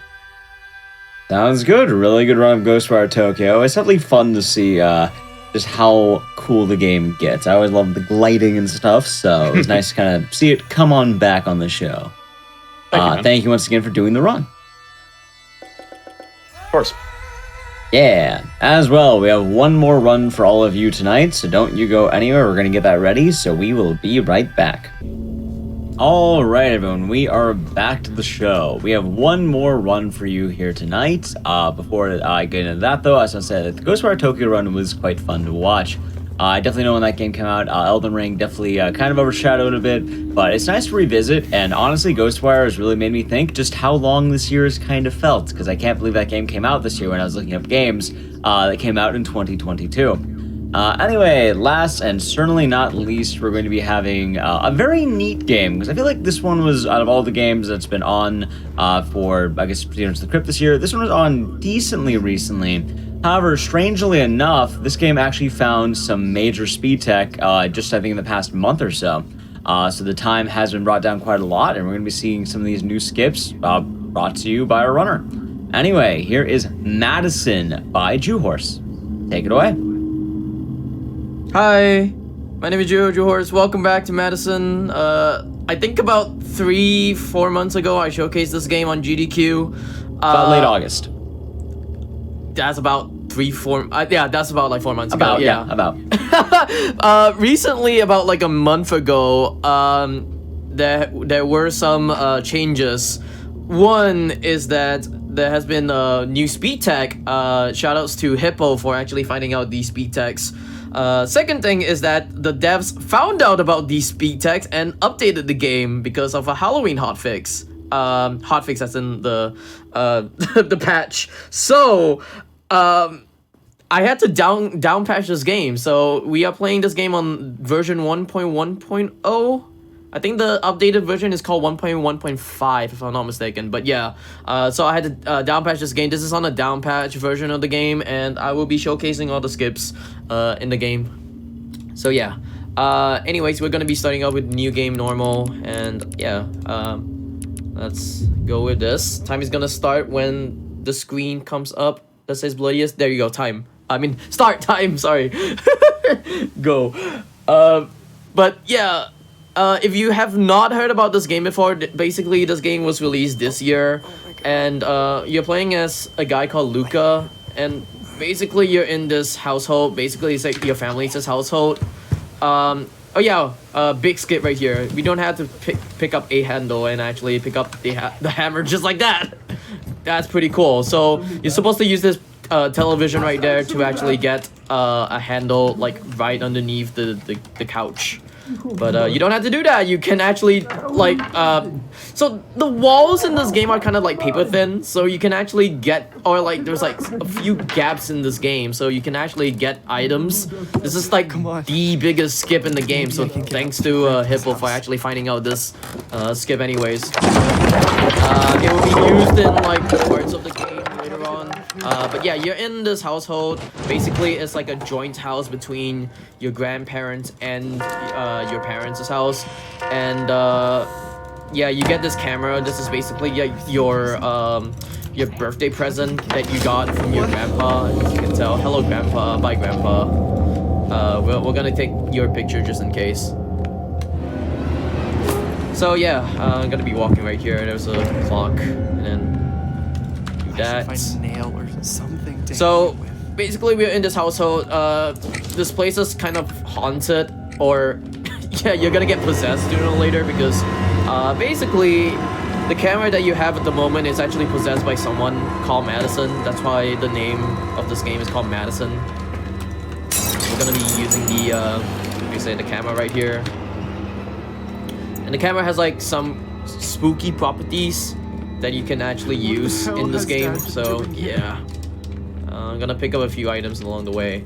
So MADiSON is like if I'm not mistaken, she's like a cultist, if I'm not mistaken. There's a lot of like the news articles on the walls because, you know, the dad tried to research about her and this camera as well because, you know, the grandfather gave Luca as a birthday gift. Shout out to Grandpa for giving us a possessed item. This is RNG, so I had to. Wow, this is really bad. There we go. Cool. That's like the only switch that we could actually do as RNG, and it's like really bad with the RNG. But sure. But yeah, I got a tape and then just put it in. First contact. Now we're gonna listen to this guy right here for 3 minutes or so. But yeah, basically this game has a lot of RNG dependencies. So because of the skips that were found out by Hippo, we actually get to skip 2 major places that requires like a lot of RNG as well. One is the chapel, the other one is the place where you get the crowbar, which is like the basement, I think. So you don't have to do that anymore, and yeah, but this part over here we still have to wait it out. Also, I do need to remember times as well, 7:45. So if you guys like to record times for me, then yeah, cool. Oh yeah, this you get to hear the cassette tape on your hands. Of course, that's pretty cool. This is another RNG place as well. I need to write this down. To whatever this thing is, and triangle. There we go. The demon has Alright, there's gonna be another time right here. Already I need to write down 11:55. In the first stages of possession. Cool. Alright, so there's gonna be like 4 times that I have to write down. These are the first 2 that I get. Becoming aggressive. So Dad thinks. So this tape is actually mentioning about the possession of items in the game because of, you know, possessions and stuff. And we have one of them, which is like the camera that we get in the game. Possession is progressing. Are dizziness, nausea, and headaches. The latter of which can be so intense as to render the host unconscious for days. The dark entity manipulates. Is it muted entirely? With visual hallucinations. Or are you muted entirely? Destroying the sanity of the host is for the purpose. I don't know if you're muted entirely or the game is muted entirely. But I guess I can go on. But yeah, basically this tape is just talking about possession, and we had to wait it out for another like 2-ish minutes, 3-ish minutes. So yeah. Anyways, Egg, do you have anything to talk about? Because, you know, this game is pretty cool. There's just no way. Can't hear Egg. Okay. I guess Egg is not there There must be a mistake. for now. I don't know. Those pictures, that leg, that arm, I didn't do it. Dad, Yeah, I mute him on Discord. My bad. There you go. There you go. I have unmuted him on Discord. Also correct, they can't hear me because I was trying to tell you you're muted in Discord. Whoops. Okay. Yeah, there were technical issues already. So this game already like bugged out anyways. So yeah, I was about to say, do you have anything to talk about for this game? I couldn't now, but yes, I could not hear what you were saying earlier because you're muted in Discord. Oh, maybe I accidentally mute myself. Okay, cool. You did. Yeah. Anyway, going back into it, did you take a picture of the one puzzle, the symbols? Yeah, I did. There you go. Yeah, that was my bad because I have a whatever it is. Hold on, give me a sec while I actually put down this code right here. So the picture that I took way in the beginning of the game, or like in the earlier part of the game, is to actually get this well to open up. So once you get this well to open up, you actually go down to like another basement. There are like 2 basements in this game. This is like the first basement that you get to go like in kind of the sewers or something like that. It looks like a sewers, that's all I could say. And then the other one is just a natural basement, but we're not gonna go into the actual basement. But yeah, anyways, do you want to talk anything about this game? Sorry, I had a button to mute, or like a hotkey for me to mute myself, which I accidentally muted myself. I didn't realize that I muted myself, so. Well, for right now, we have a moment to chill. I know we have technically a mini boss fight coming up. Before we talk about more of the general game, let's just talk about this boss fight, shall we? The idea behind it is you can either use audio cues or you can use the red light on the radio. But this is going to be going as a, hey, the stronger it gets, eventually you should take a picture whenever it's going kind of wild. You'll see this person running around, you'll hear a noise, you'll get a camera shake if you're playing it that way. But you need to get, I want to say it's 2 or 3 shots early, and then you get kind of an auto-scroller for a little bit, and then you have to get, I think, 2 more after that or something. Mm-hmm. During the way, we'll talk more about what's upcoming and all that, but for right now, we're just going to let the fight go out until we get the auto-scroller portion. Joe is still looking for the area. Is there you go. Okay. Oh my god. The game is muted. Wait, is it the game muted? The game's muted. Okay, there we go. Cool. No. I think it's my side. My side is muted. Don't worry. Sorry, because alt-tabbing this game would actually pause this game, and I kind of moved around with the audio settings as well, which is my bad. But yeah, you get this audio recording of a police officer who actually came into the household. And basically what the household is that like, MADiSON was trying to, like, how you say it, conjure stuff in this in the house, and then like she wanted to possess the camera as well because, you know, possession happens. I don't remember a lot about this game as well. I only remember about the family a lot, so if you do remember anything about this game, you can always talk about it as well. But yeah, honestly, right now, the lore's I wouldn't say the lore's even all that important. It's just a giant lore dump. Tells you a lot of stuff. Honestly, we should kind of talk about what the trick might be doing later, and then some of the stuff that we're gonna have to kind of consider when we get back into the game. Especially kind of like just a preempt of what speed tech we might be seeing. Yeah, so I guess we could talk about the speed tech for a bit. I don't know if there's echo, because I'm also looking at chat at the moment. No, we won't worry about it. I won't worry about it. Alright, so basically the big speed tech is that there are some places in this game that you can actually like get items through walls if you actually stand on like correct positions, and also like there are gaps as well. So the first part of the game that I actually try to take the hammer from, that is like one of the big skips as well, because at the time we actually tried to take the handle underneath the couch. Later on in the game, like maybe 18 minutes in this game, you will see me do another big skip that actually saves about like 7 minutes in the game, which is a chapel skip, which I'll talk about it later on. And then the other one is a tape skip where somehow, oh yeah, by the way, VLC jump scare like always, as you can tell. It's Cone and it's VLC. Also, I forgot to even mention about this. This game has a lot of flashing lights and a lot of photosensitivity, a lot of gore. So if you're not into gore, there's a lot of there's a content warning, I guess, for this game. So yeah. But yeah, there's like chapel skip. There's a tape skip. There's also like I guess load triggers as well, if I'm not mistaken. So thanks to Hippo for actually finding out. Oh god, this light stuff is hitting me so hard as well. So yeah. Honestly, tabbing into the item menu prevents minimizes some of the stuff here. Oh yeah, that's true. But also, yeah, I also have to run around like this at the moment. So yeah. We had the last phase of the boss fight there. You can see Joe did the same thing for hit number 3. And right now, he's actually trying to spawn in the enemy to... There we go.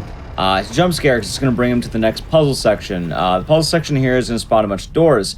there is a 2-part puzzle to this. Part 1 is you must open every single door in the area when it comes up, and then part 2 is taking a picture of the proper door. Since we're playing on normal, we can actually see that the proper door is going to be the one with like 2 photographs facing it. Geo is going to be able to identify it rather quickly, and it is right there. And there's the section 1, so to speak, kind of done.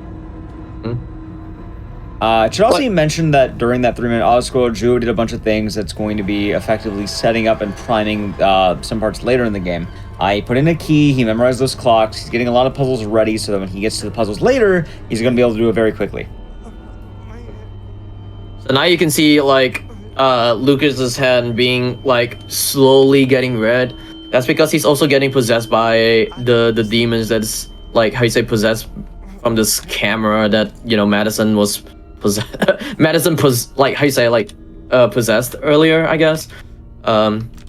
But yeah, I can always talk about the story of this game. So basically, the reason why you're in here is because you want to get away from your family. Basically, spoiler alert, you actually kill your mom and your sister, and then your dad is like very angry with you, so you actually go to your grandparents' place and try to find out the mysteries why you did that in the first place.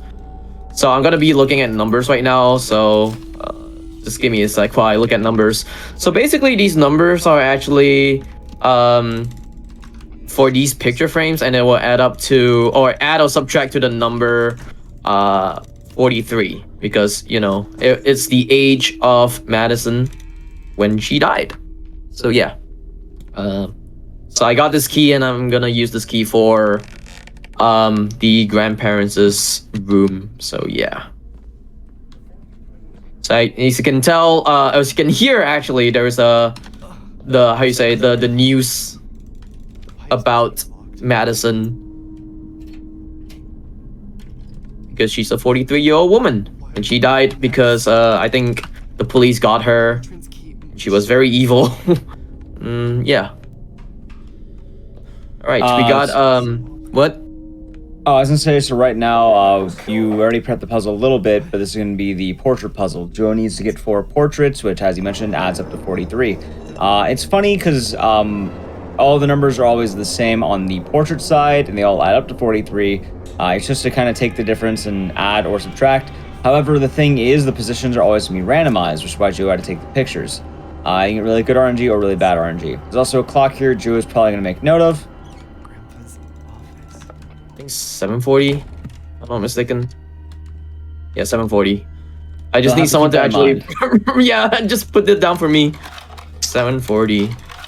So yeah, so that thing right there, hold on, like let me actually take a picture of this thing, because we need this medallion right here. So the times that I'm taking down at the moment is actually for a puzzle that is like very late in the game. If I don't write down these times, I would not really know how the RNG will be like. But yeah, basically, if you get good RNG, you don't have to go to that, like that clock right there, and it's like good. And I'll explain a lot more with the clock puzzle later on. But yeah, I got a medallion, and I'm gonna be putting this medallion on here, if I'm not mistaken. Yeah. So we're gonna learn planets. There we go. I don't remember the planets. I just I just remember it by muscle memory, I guess. So yeah. I don't know about my planets. I don't know about my planets, man. But yeah, we're gonna use the hammer and pull the wood. Pick up another portrait. This is the grandmother. So hello, grandma. Door shut. There we go. Also, I think some people may have heard this game before, because a lot of streamers have been playing this game lately as well. Basically, this game is like one of the very amusing games, or very like graphically amusing games. So a lot of big streamers have been playing this game as well. So if you have heard about MADiSON, this game is like one of those big streamer games, I guess. I think the last one's like 130. I got good RNG. Cool. Okay, so solving all these puzzles, let's just enter the store. We're gonna be hitting the next kind of You know how you had the MADiSON boss fight? We're kind of have our next little quote-unquote boss fight, but it's not really a boss fight, but it's kind of a boss fight. It's going to be a maze, and this is going to look weird because Joe's be walking in the dark. You always have to take the same Walk in path the on dark this. while looking down. And then we turn on the lighter. So you can't really die in here, but there's a punishment. Joe's going to go left. He's going to go all the way down to the back. He'll then make a right. He'll loop around, and then he'll... It's always the same path. It's not RNG. While he does the lighter on, the lighter can lose you, I think, a slight amount of time if you get jump scared, so he does have to be careful with the usage of that. Yeah, no, so the reason why I'm looking down at the moment is because I want to prevent the jump scare. There are a few reasons why I want to prevent the jump scare. One is because it will slow down my movement if I get the jump scare, and then the other one is that I'm a big baby. I'm a big baby. Yeah, this game is quite spooky. If you ever play this game, basically this game has a lot of jump scares. As you can tell from the beginning of the game, it's already there has been like way too many jump scares in this game. It's very preloaded, I guess, with the jump scares. Jump scare incoming. Yeah, jump scare there. Oh yeah, so you meet MADiSON as well, so that's MADiSON. Hello, MADiSON. I think it's MADiSON or the grandma, because the grandma also died. We get to the grandma like later on in the game. But basically the grandma, we have like 3 antagonists in this game. Basically we have MADiSON, which is like the main one, that's haunting you and wants to get your body for possession. There are 2 other enemies as well. One is Hans Goring, and Hans Goring, we're not going to be meeting Hans Goring that much anymore because of the new skip. But to summarize, who's Hans Goring? Hans Goring is a person who do I say this for context? He's or do you a want to say it?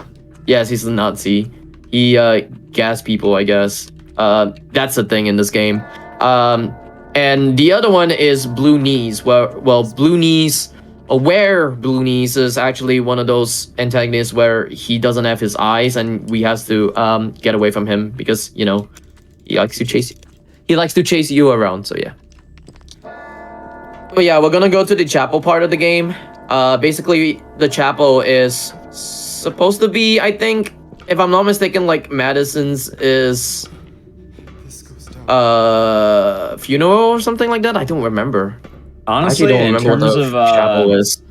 In terms of the relevance here, what I would say is the chapel is a pain.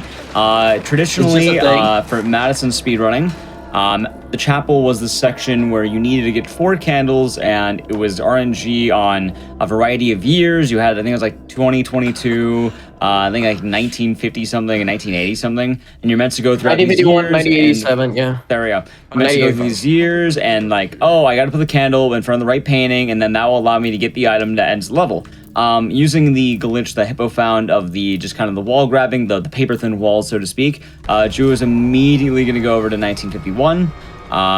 That's going to allow him to go to the door that's normally locked and holding an item. However, if he angles himself just right, he can reach into that wall and just grab the item preemptively. He's going to be looking for an eye cursor instead of the lock or the dot. You can see on the right side there's an eye. We're looking for that, but roughly in this wall area. Am I failing? Am I failing this right now? Yes. I'm totally not playing this game on the Steam version, right? No. Okay. It should be noted that even if the skip takes a little bit longer, doing the skip even remotely, like yeah, as long as it you don't saves take a lot 10 of time. minutes. Yeah, it's like about I think 7 minutes a time save or something. It's kind of wild. Yeah. You literally go to the end of the section. There it is. Cool. All right, so he grabs the item in there. He just rips out the eye for MADiSON. He's going to use that on a puzzle, and believe it or not, that's all you needed. Normally what would happen is as you go through the candles, Hans Goring spawns in. He'll try to kill you. You can actually avoid him. You don't really see him in the speedrun even, but now we see him even less because we just immediately go to the ending. Yeah. So, like X said, to repeat him saying all of this. So basically, this whole thing was supposed to be like a 7-minute, how you say, like, find like 4 candles, and then you had to maneuver yourself around and put like 4 candles in like the correct places. Basically, they're like colored candles anyways. But because of this skip, we actually skip like 7 minutes in the game, and we get to be here quite early. But yeah, also at the same time, we got to meet Hans Göring, because Hans Göring is very evil.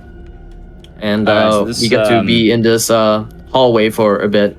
This hallway is a gimmick. As you can tell, Joe's just going back and forth. It's supposed to be kind of a jump scare thing where, oh no, it's locked. Oh no, there's bricks. Oh no. It gets more and more horrifying. Speedrun-wise, you're just going to keep going back and forth until you see the door. You're going to open these doors until you see the door physically vanish. Once the door vanishes, you're going to go back until you get a jump scare. It's going to be Mr. Hans Göring himself trying to stab you. We don't want to get stabbed. That's bad. Jewel will then run away when that happens. Which is coming up around here because this door is gonna disappear, and then I had to turn back again. So this door is gonna disappear. 3, 2, 1.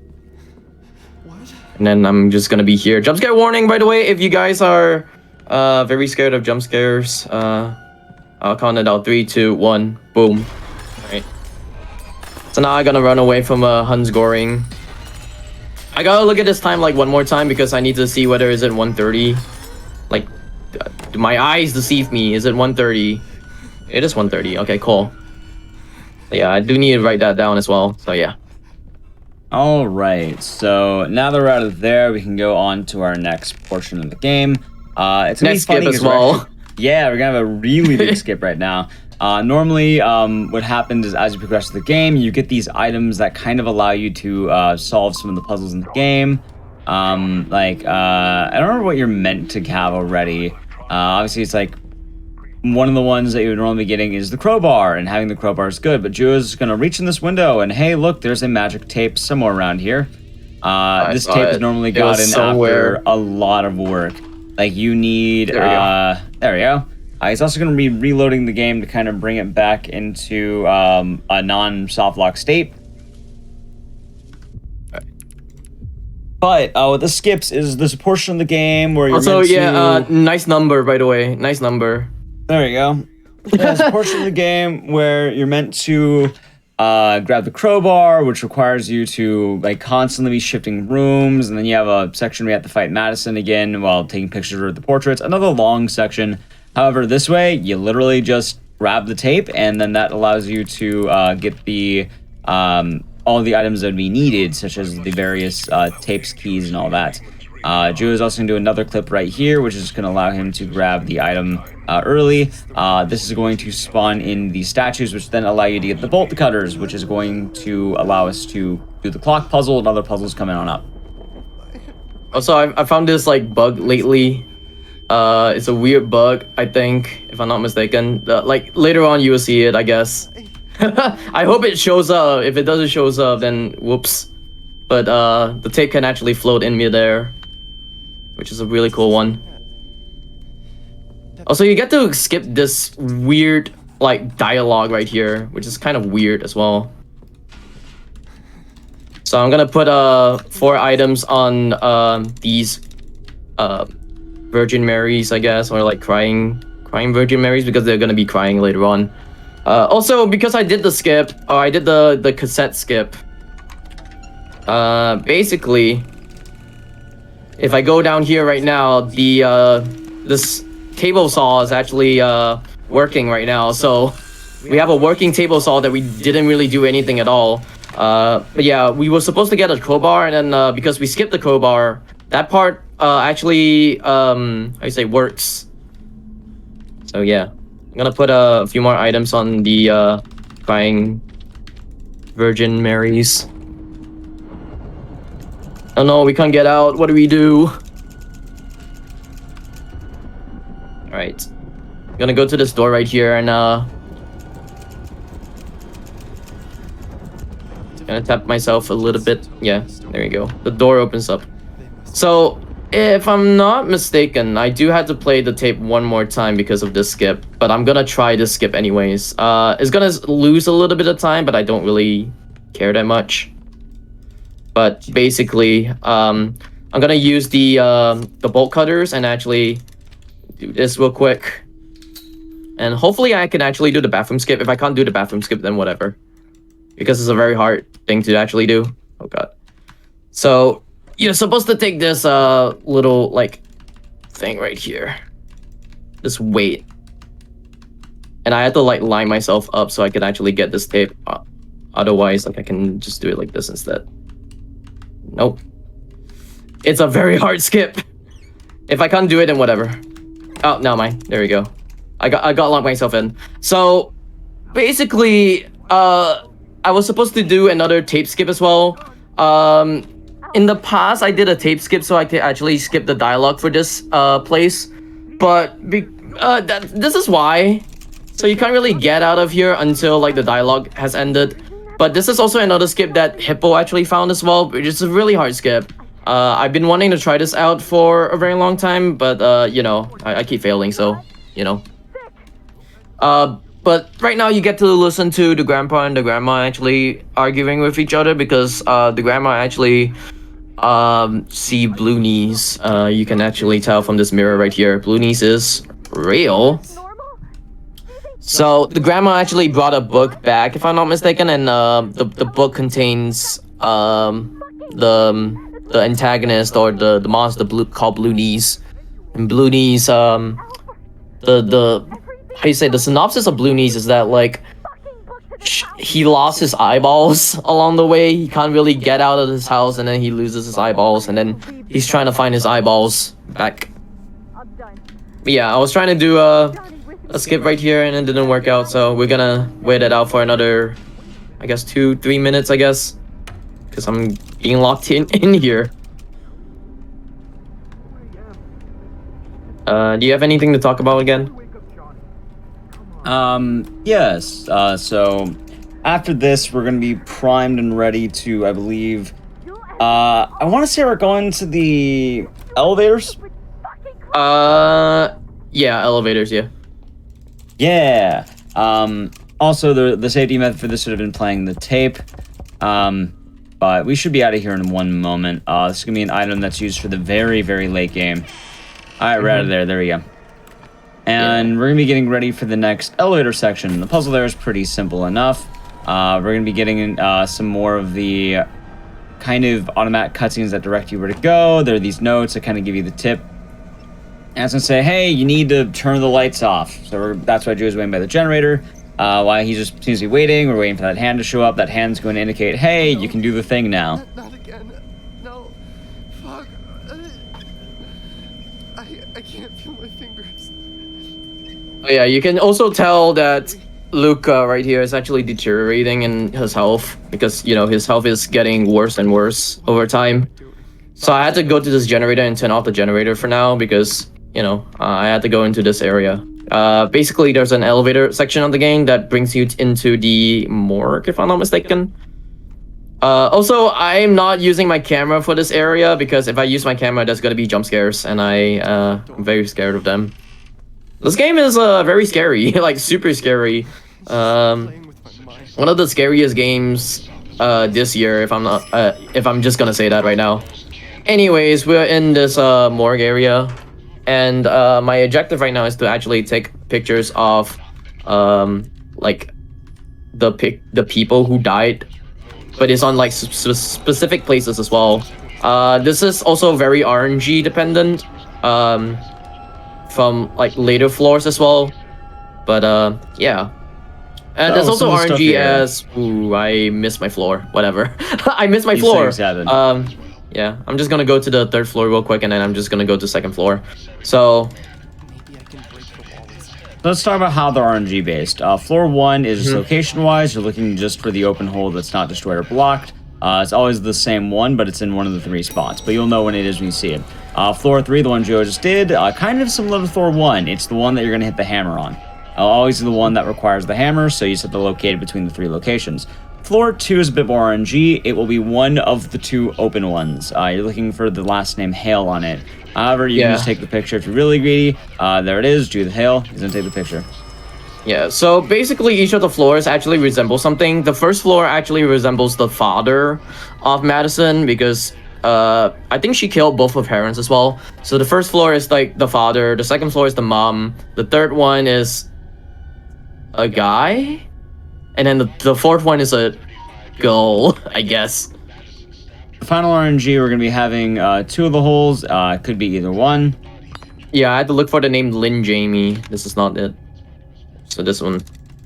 So after that, Ek, what's your favorite letter? You. You? There it is. Keep saying that. You.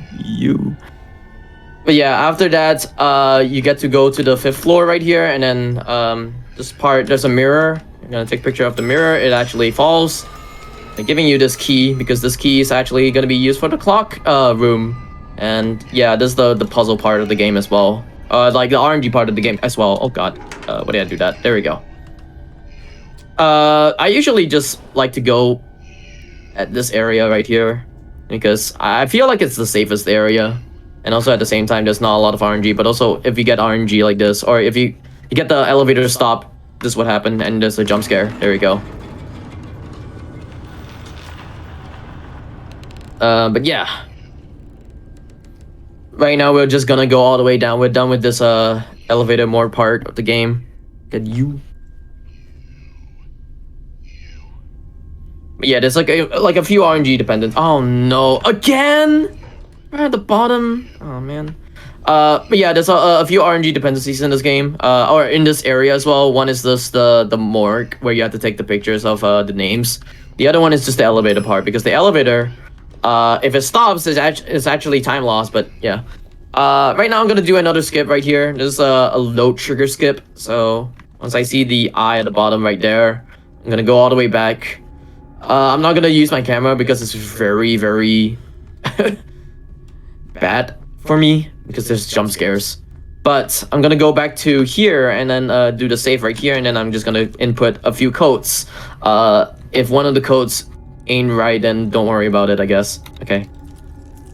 So I guess it's this one. I hope. Yeah, there we go. So there are 4 different combinations that you can actually do for that green save right there. So basically there's 9, 11, 8, 9, 11, 5, 3, 12, 8, and 3, 12, 5. So you get like different kind of RNG. The code is like kind of fixed as well, but it's RNG on what you get with the code. So that trigger load actually helps with getting this clock face early, and we can actually go to the clock room. Do not close the door on me, thank you very much.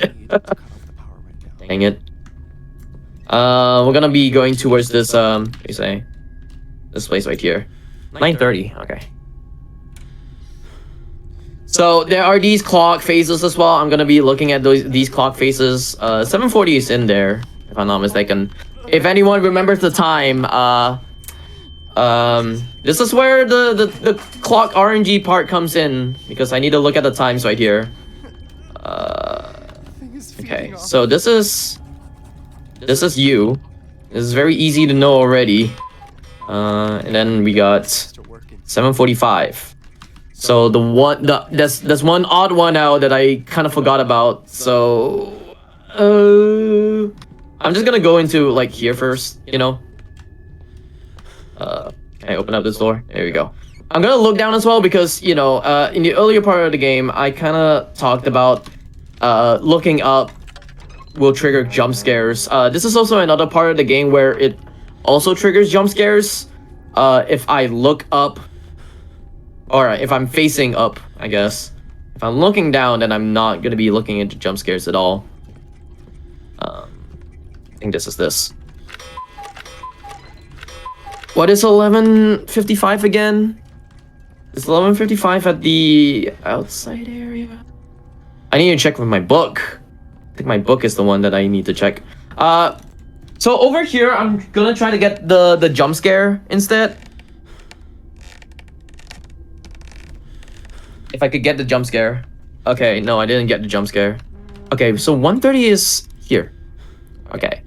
So I guess I can go to the office for one of the clock faces. I was trying to get a jump scare right there because if you actually get a rare jump scare at in the attic, you actually move fast, which is kind of weird. That was found by me, I guess. There are a few skips in this game that were found out by me as well, but we don't really use them anymore. Okay, that's 11:55. Okay, cool. Then I need to look at the last time as well because I don't remember what the last time was.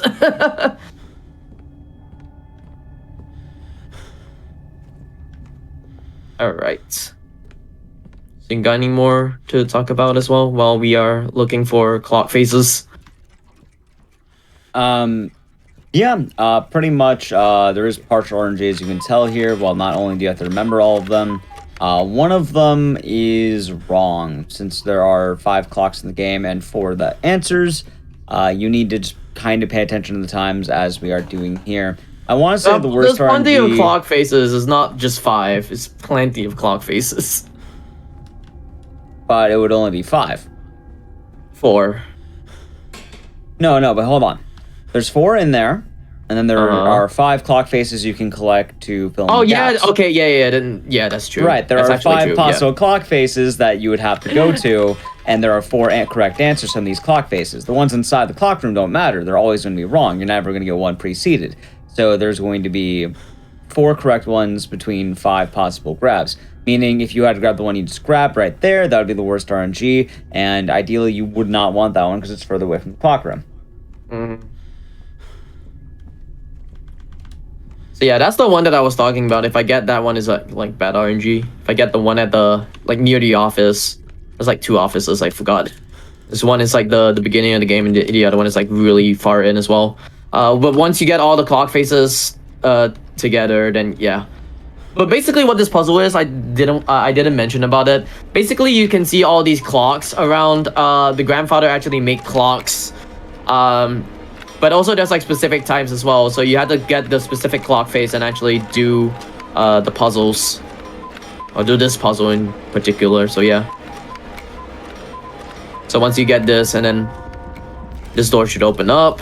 We're gonna get another clock where I think this is the one that the grandfather didn't really finish, and we are just gonna be maneuvering it to one of the puzzles as well, which is like one of the final puzzles in the game. Oh, did this door close? I can't take this anymore. Aw, man, this door closed. Screw you, MADiSON, because you know MADiSON could actually close doors in this game, which is very bad. I need to go in here as well, which is it kind of sucks. Also, I need to look at my time. Okay. This must be a combination. So because of that door being closed, I can't really open it up until I read the notes. Usually you have that door open so you could go all the way to the office to actually unlock another save, which is the red save, and then you have to get another wait. So the clock is actually a wait for the next puzzle of the game. You get this save right here, and you actually input the code. Yeah, there we go. Cool. All right, we get this key, and this key is gonna open up the bedroom of, I think, Luca, if I'm not mistaken. Yeah, as you can tell, hello Luca and the dad. I'm gonna go in. There's a puzzle right here. Oh, it's already pre-done for me, so What happened in here? yeah, it's already pre-done. Very good. All right, so we're gonna read a Blooney's book. This is the one that the grandma actually brought back home, and then she died because of that. So here comes the big RNG part, or the big RNG factor of the game. The last time when I ran this game, I actually showed off one of the mods that we have in this game. Unfortunately, I do not have any more mods other than the one that Ek actually asked me to make. So instead, we're gonna be listening to Blue Knees, and it's actually inspired by Tiny Tim. So if you guys want to dance along to this creepy music, you can always do that. I guess fun fact wise here, a lot of horror media started kind of making Tiny Tim scary. I think it started with Insidious a few years back, but old-timey music with this type of high-pitched man singing is very just, ooh, spooky. So this game wanted to add to that vibe. I think this is just an original song. This isn't... This is an original. Yeah. And it was, covered to be similar to Tiny Tim. As well, Blue Knees is mostly consistent to my knowledge. I don't think he is massively RNG. He's usually quite how RNG. This part is quite RNG, anyways. Well, it's RNG tell. in the sense that it's the correct phones, but his appearances are always going to be... Oh god. Yep. Right. So what's RNG is the correct locations.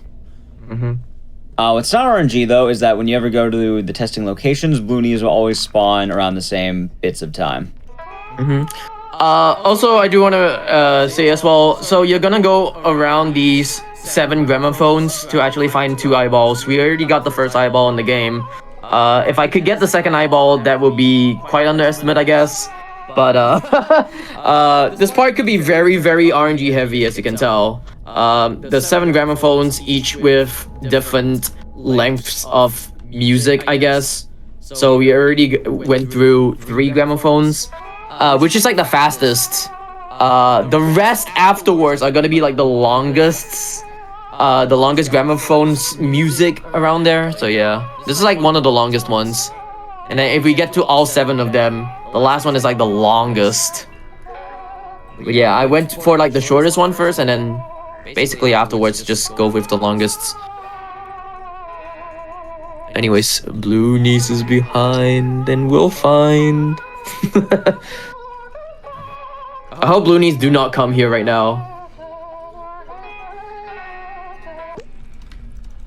Okay, cool. Alright, so I need to get Bloonies to actually get me right now. There we go. So the reason why is because after I got the other eyeball, it's pretty fast to actually get to actually have Bloonies to capture you, because it will spawn you in the place where you need to be at, and actually you have to drop the eyeballs into this hole right here. There we go. So Grandma wasn't sick at all. So yeah, it was a decent RNG. I don't mind it as well.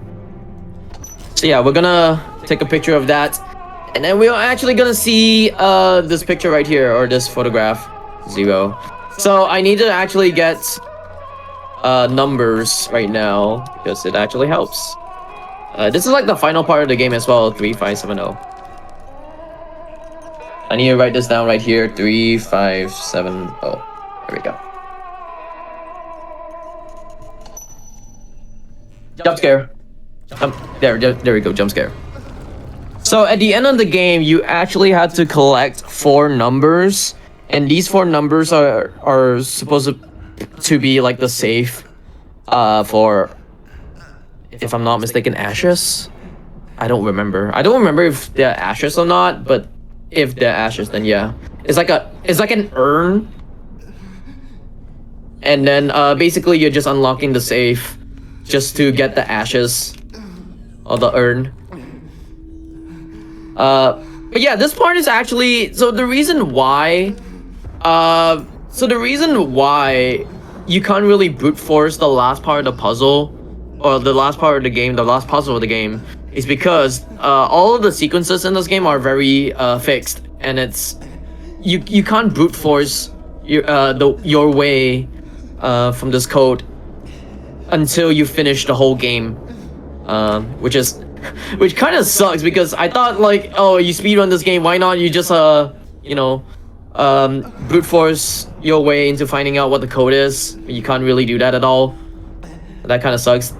But yeah, you actually just play the whole game to actually find out the codes, and it's a wonderful game. I highly suggest, if you want to actually play this game, you can buy it on Steam. It's a really good game, one of the best indie horror games out there as well. Funny enough, this game is actually made in Unity engine as well. You may think, oh, this game is not really Unity-like, but this game is actually made in Unity engine. I was very surprised as well. I thought this game was made in Unreal Engine, but it's not. So shoutouts to the devs who actually made this game in Unity. I do want to shout out a few more people as well before I end off my run. Shoutouts to Hippo. He is the one big person who actually found all these skips as well, or like the major skips, like the chapel skip and also the tape skip. Shoutouts to the runners like Fist of Sky, Danny Rawfield. What is the number? 3. Hold on, 3. I move. There you go. What is it? 3. Oh, 3570. Whoops. My memory. There we go. Any more people that I would want to shout out? Shout out to MADiSON for bringing me back again. This is like, I don't know how many times I'm the resident. I'm a resident Speedruns from the Crypt runner. So if you do want to check me out, I'm always on Twitch, at twitch.tv/DrewHorse. That's JUHZURSE. Then we're gonna put this camera on. Time's gonna stop, or time's gonna come when I actually hit this chair. And time. There you go. GG. GG. I'm gonna skip the cutscene as well. I'm gonna quit the game. Basically, the reason why is because at the end of the game, you actually get to climb up this chair and actually just, content warning, you suicide. get possessed. Yeah. So I don't want to show that. It's not really that nice at all. But yeah. Anyways, this is MADiSON. MADiSON is a really cool game. Like I said, I highly recommend if you want to try out a very spooky horror game. This game is pretty cool. A lot of big streamers actually play this game. A lot of the people actually enjoy this game as well. So yeah, there's that. Do you have any more words? Nope, that about covers it. You covered a lot of what I already asked during the walk back, so I just want to say thank you again for doing the run, Juo, and MADiSON is always a neat game to check out. Alright, that being said, we are about ready to wrap up our show for the night. Really quick, I do want to say to everyone, thank you all for watching. I do hope that you enjoyed tonight's show. It was nice being able to look back at a year of horror gaming. And while a lot of cool horror games did come out this year, it's not exclusive to these ones, I figured I'd just kind of show a collection of games that maybe you might enjoy in terms of what the world of 2022 horror speedrunning has had. As well, I think 2023 should have some exciting stuff, and I think we have one more show before the year ends. However, for that episode, I want it to be slated more towards Christmas. So just kind of giving a heads up for that, what's to come in the next 2 weeks for Speedruns from the Crypt. As well, if you're watching us on YouTube, feel free to hit the like button on this video and subscribe to the channel. It is appreciated. And also come over to twitch.tv/gamesandquick if you're interested in any of our live content. We do all these episodes live on Twitch, so you can come check them out over here. Anyway, I've been your host, SIGNALIS. I plan a lot of these shows, so if you ever want to learn more or just generally check me out, I tend to run a lot of horror games myself. You can find me somewhere around here. My name is spelled like that. So, anyway, thank you all for watching, everyone, and have a good rest of the day and or night. We're going to be rating someone in the horror community, so stick around for that. But have a good night, everyone.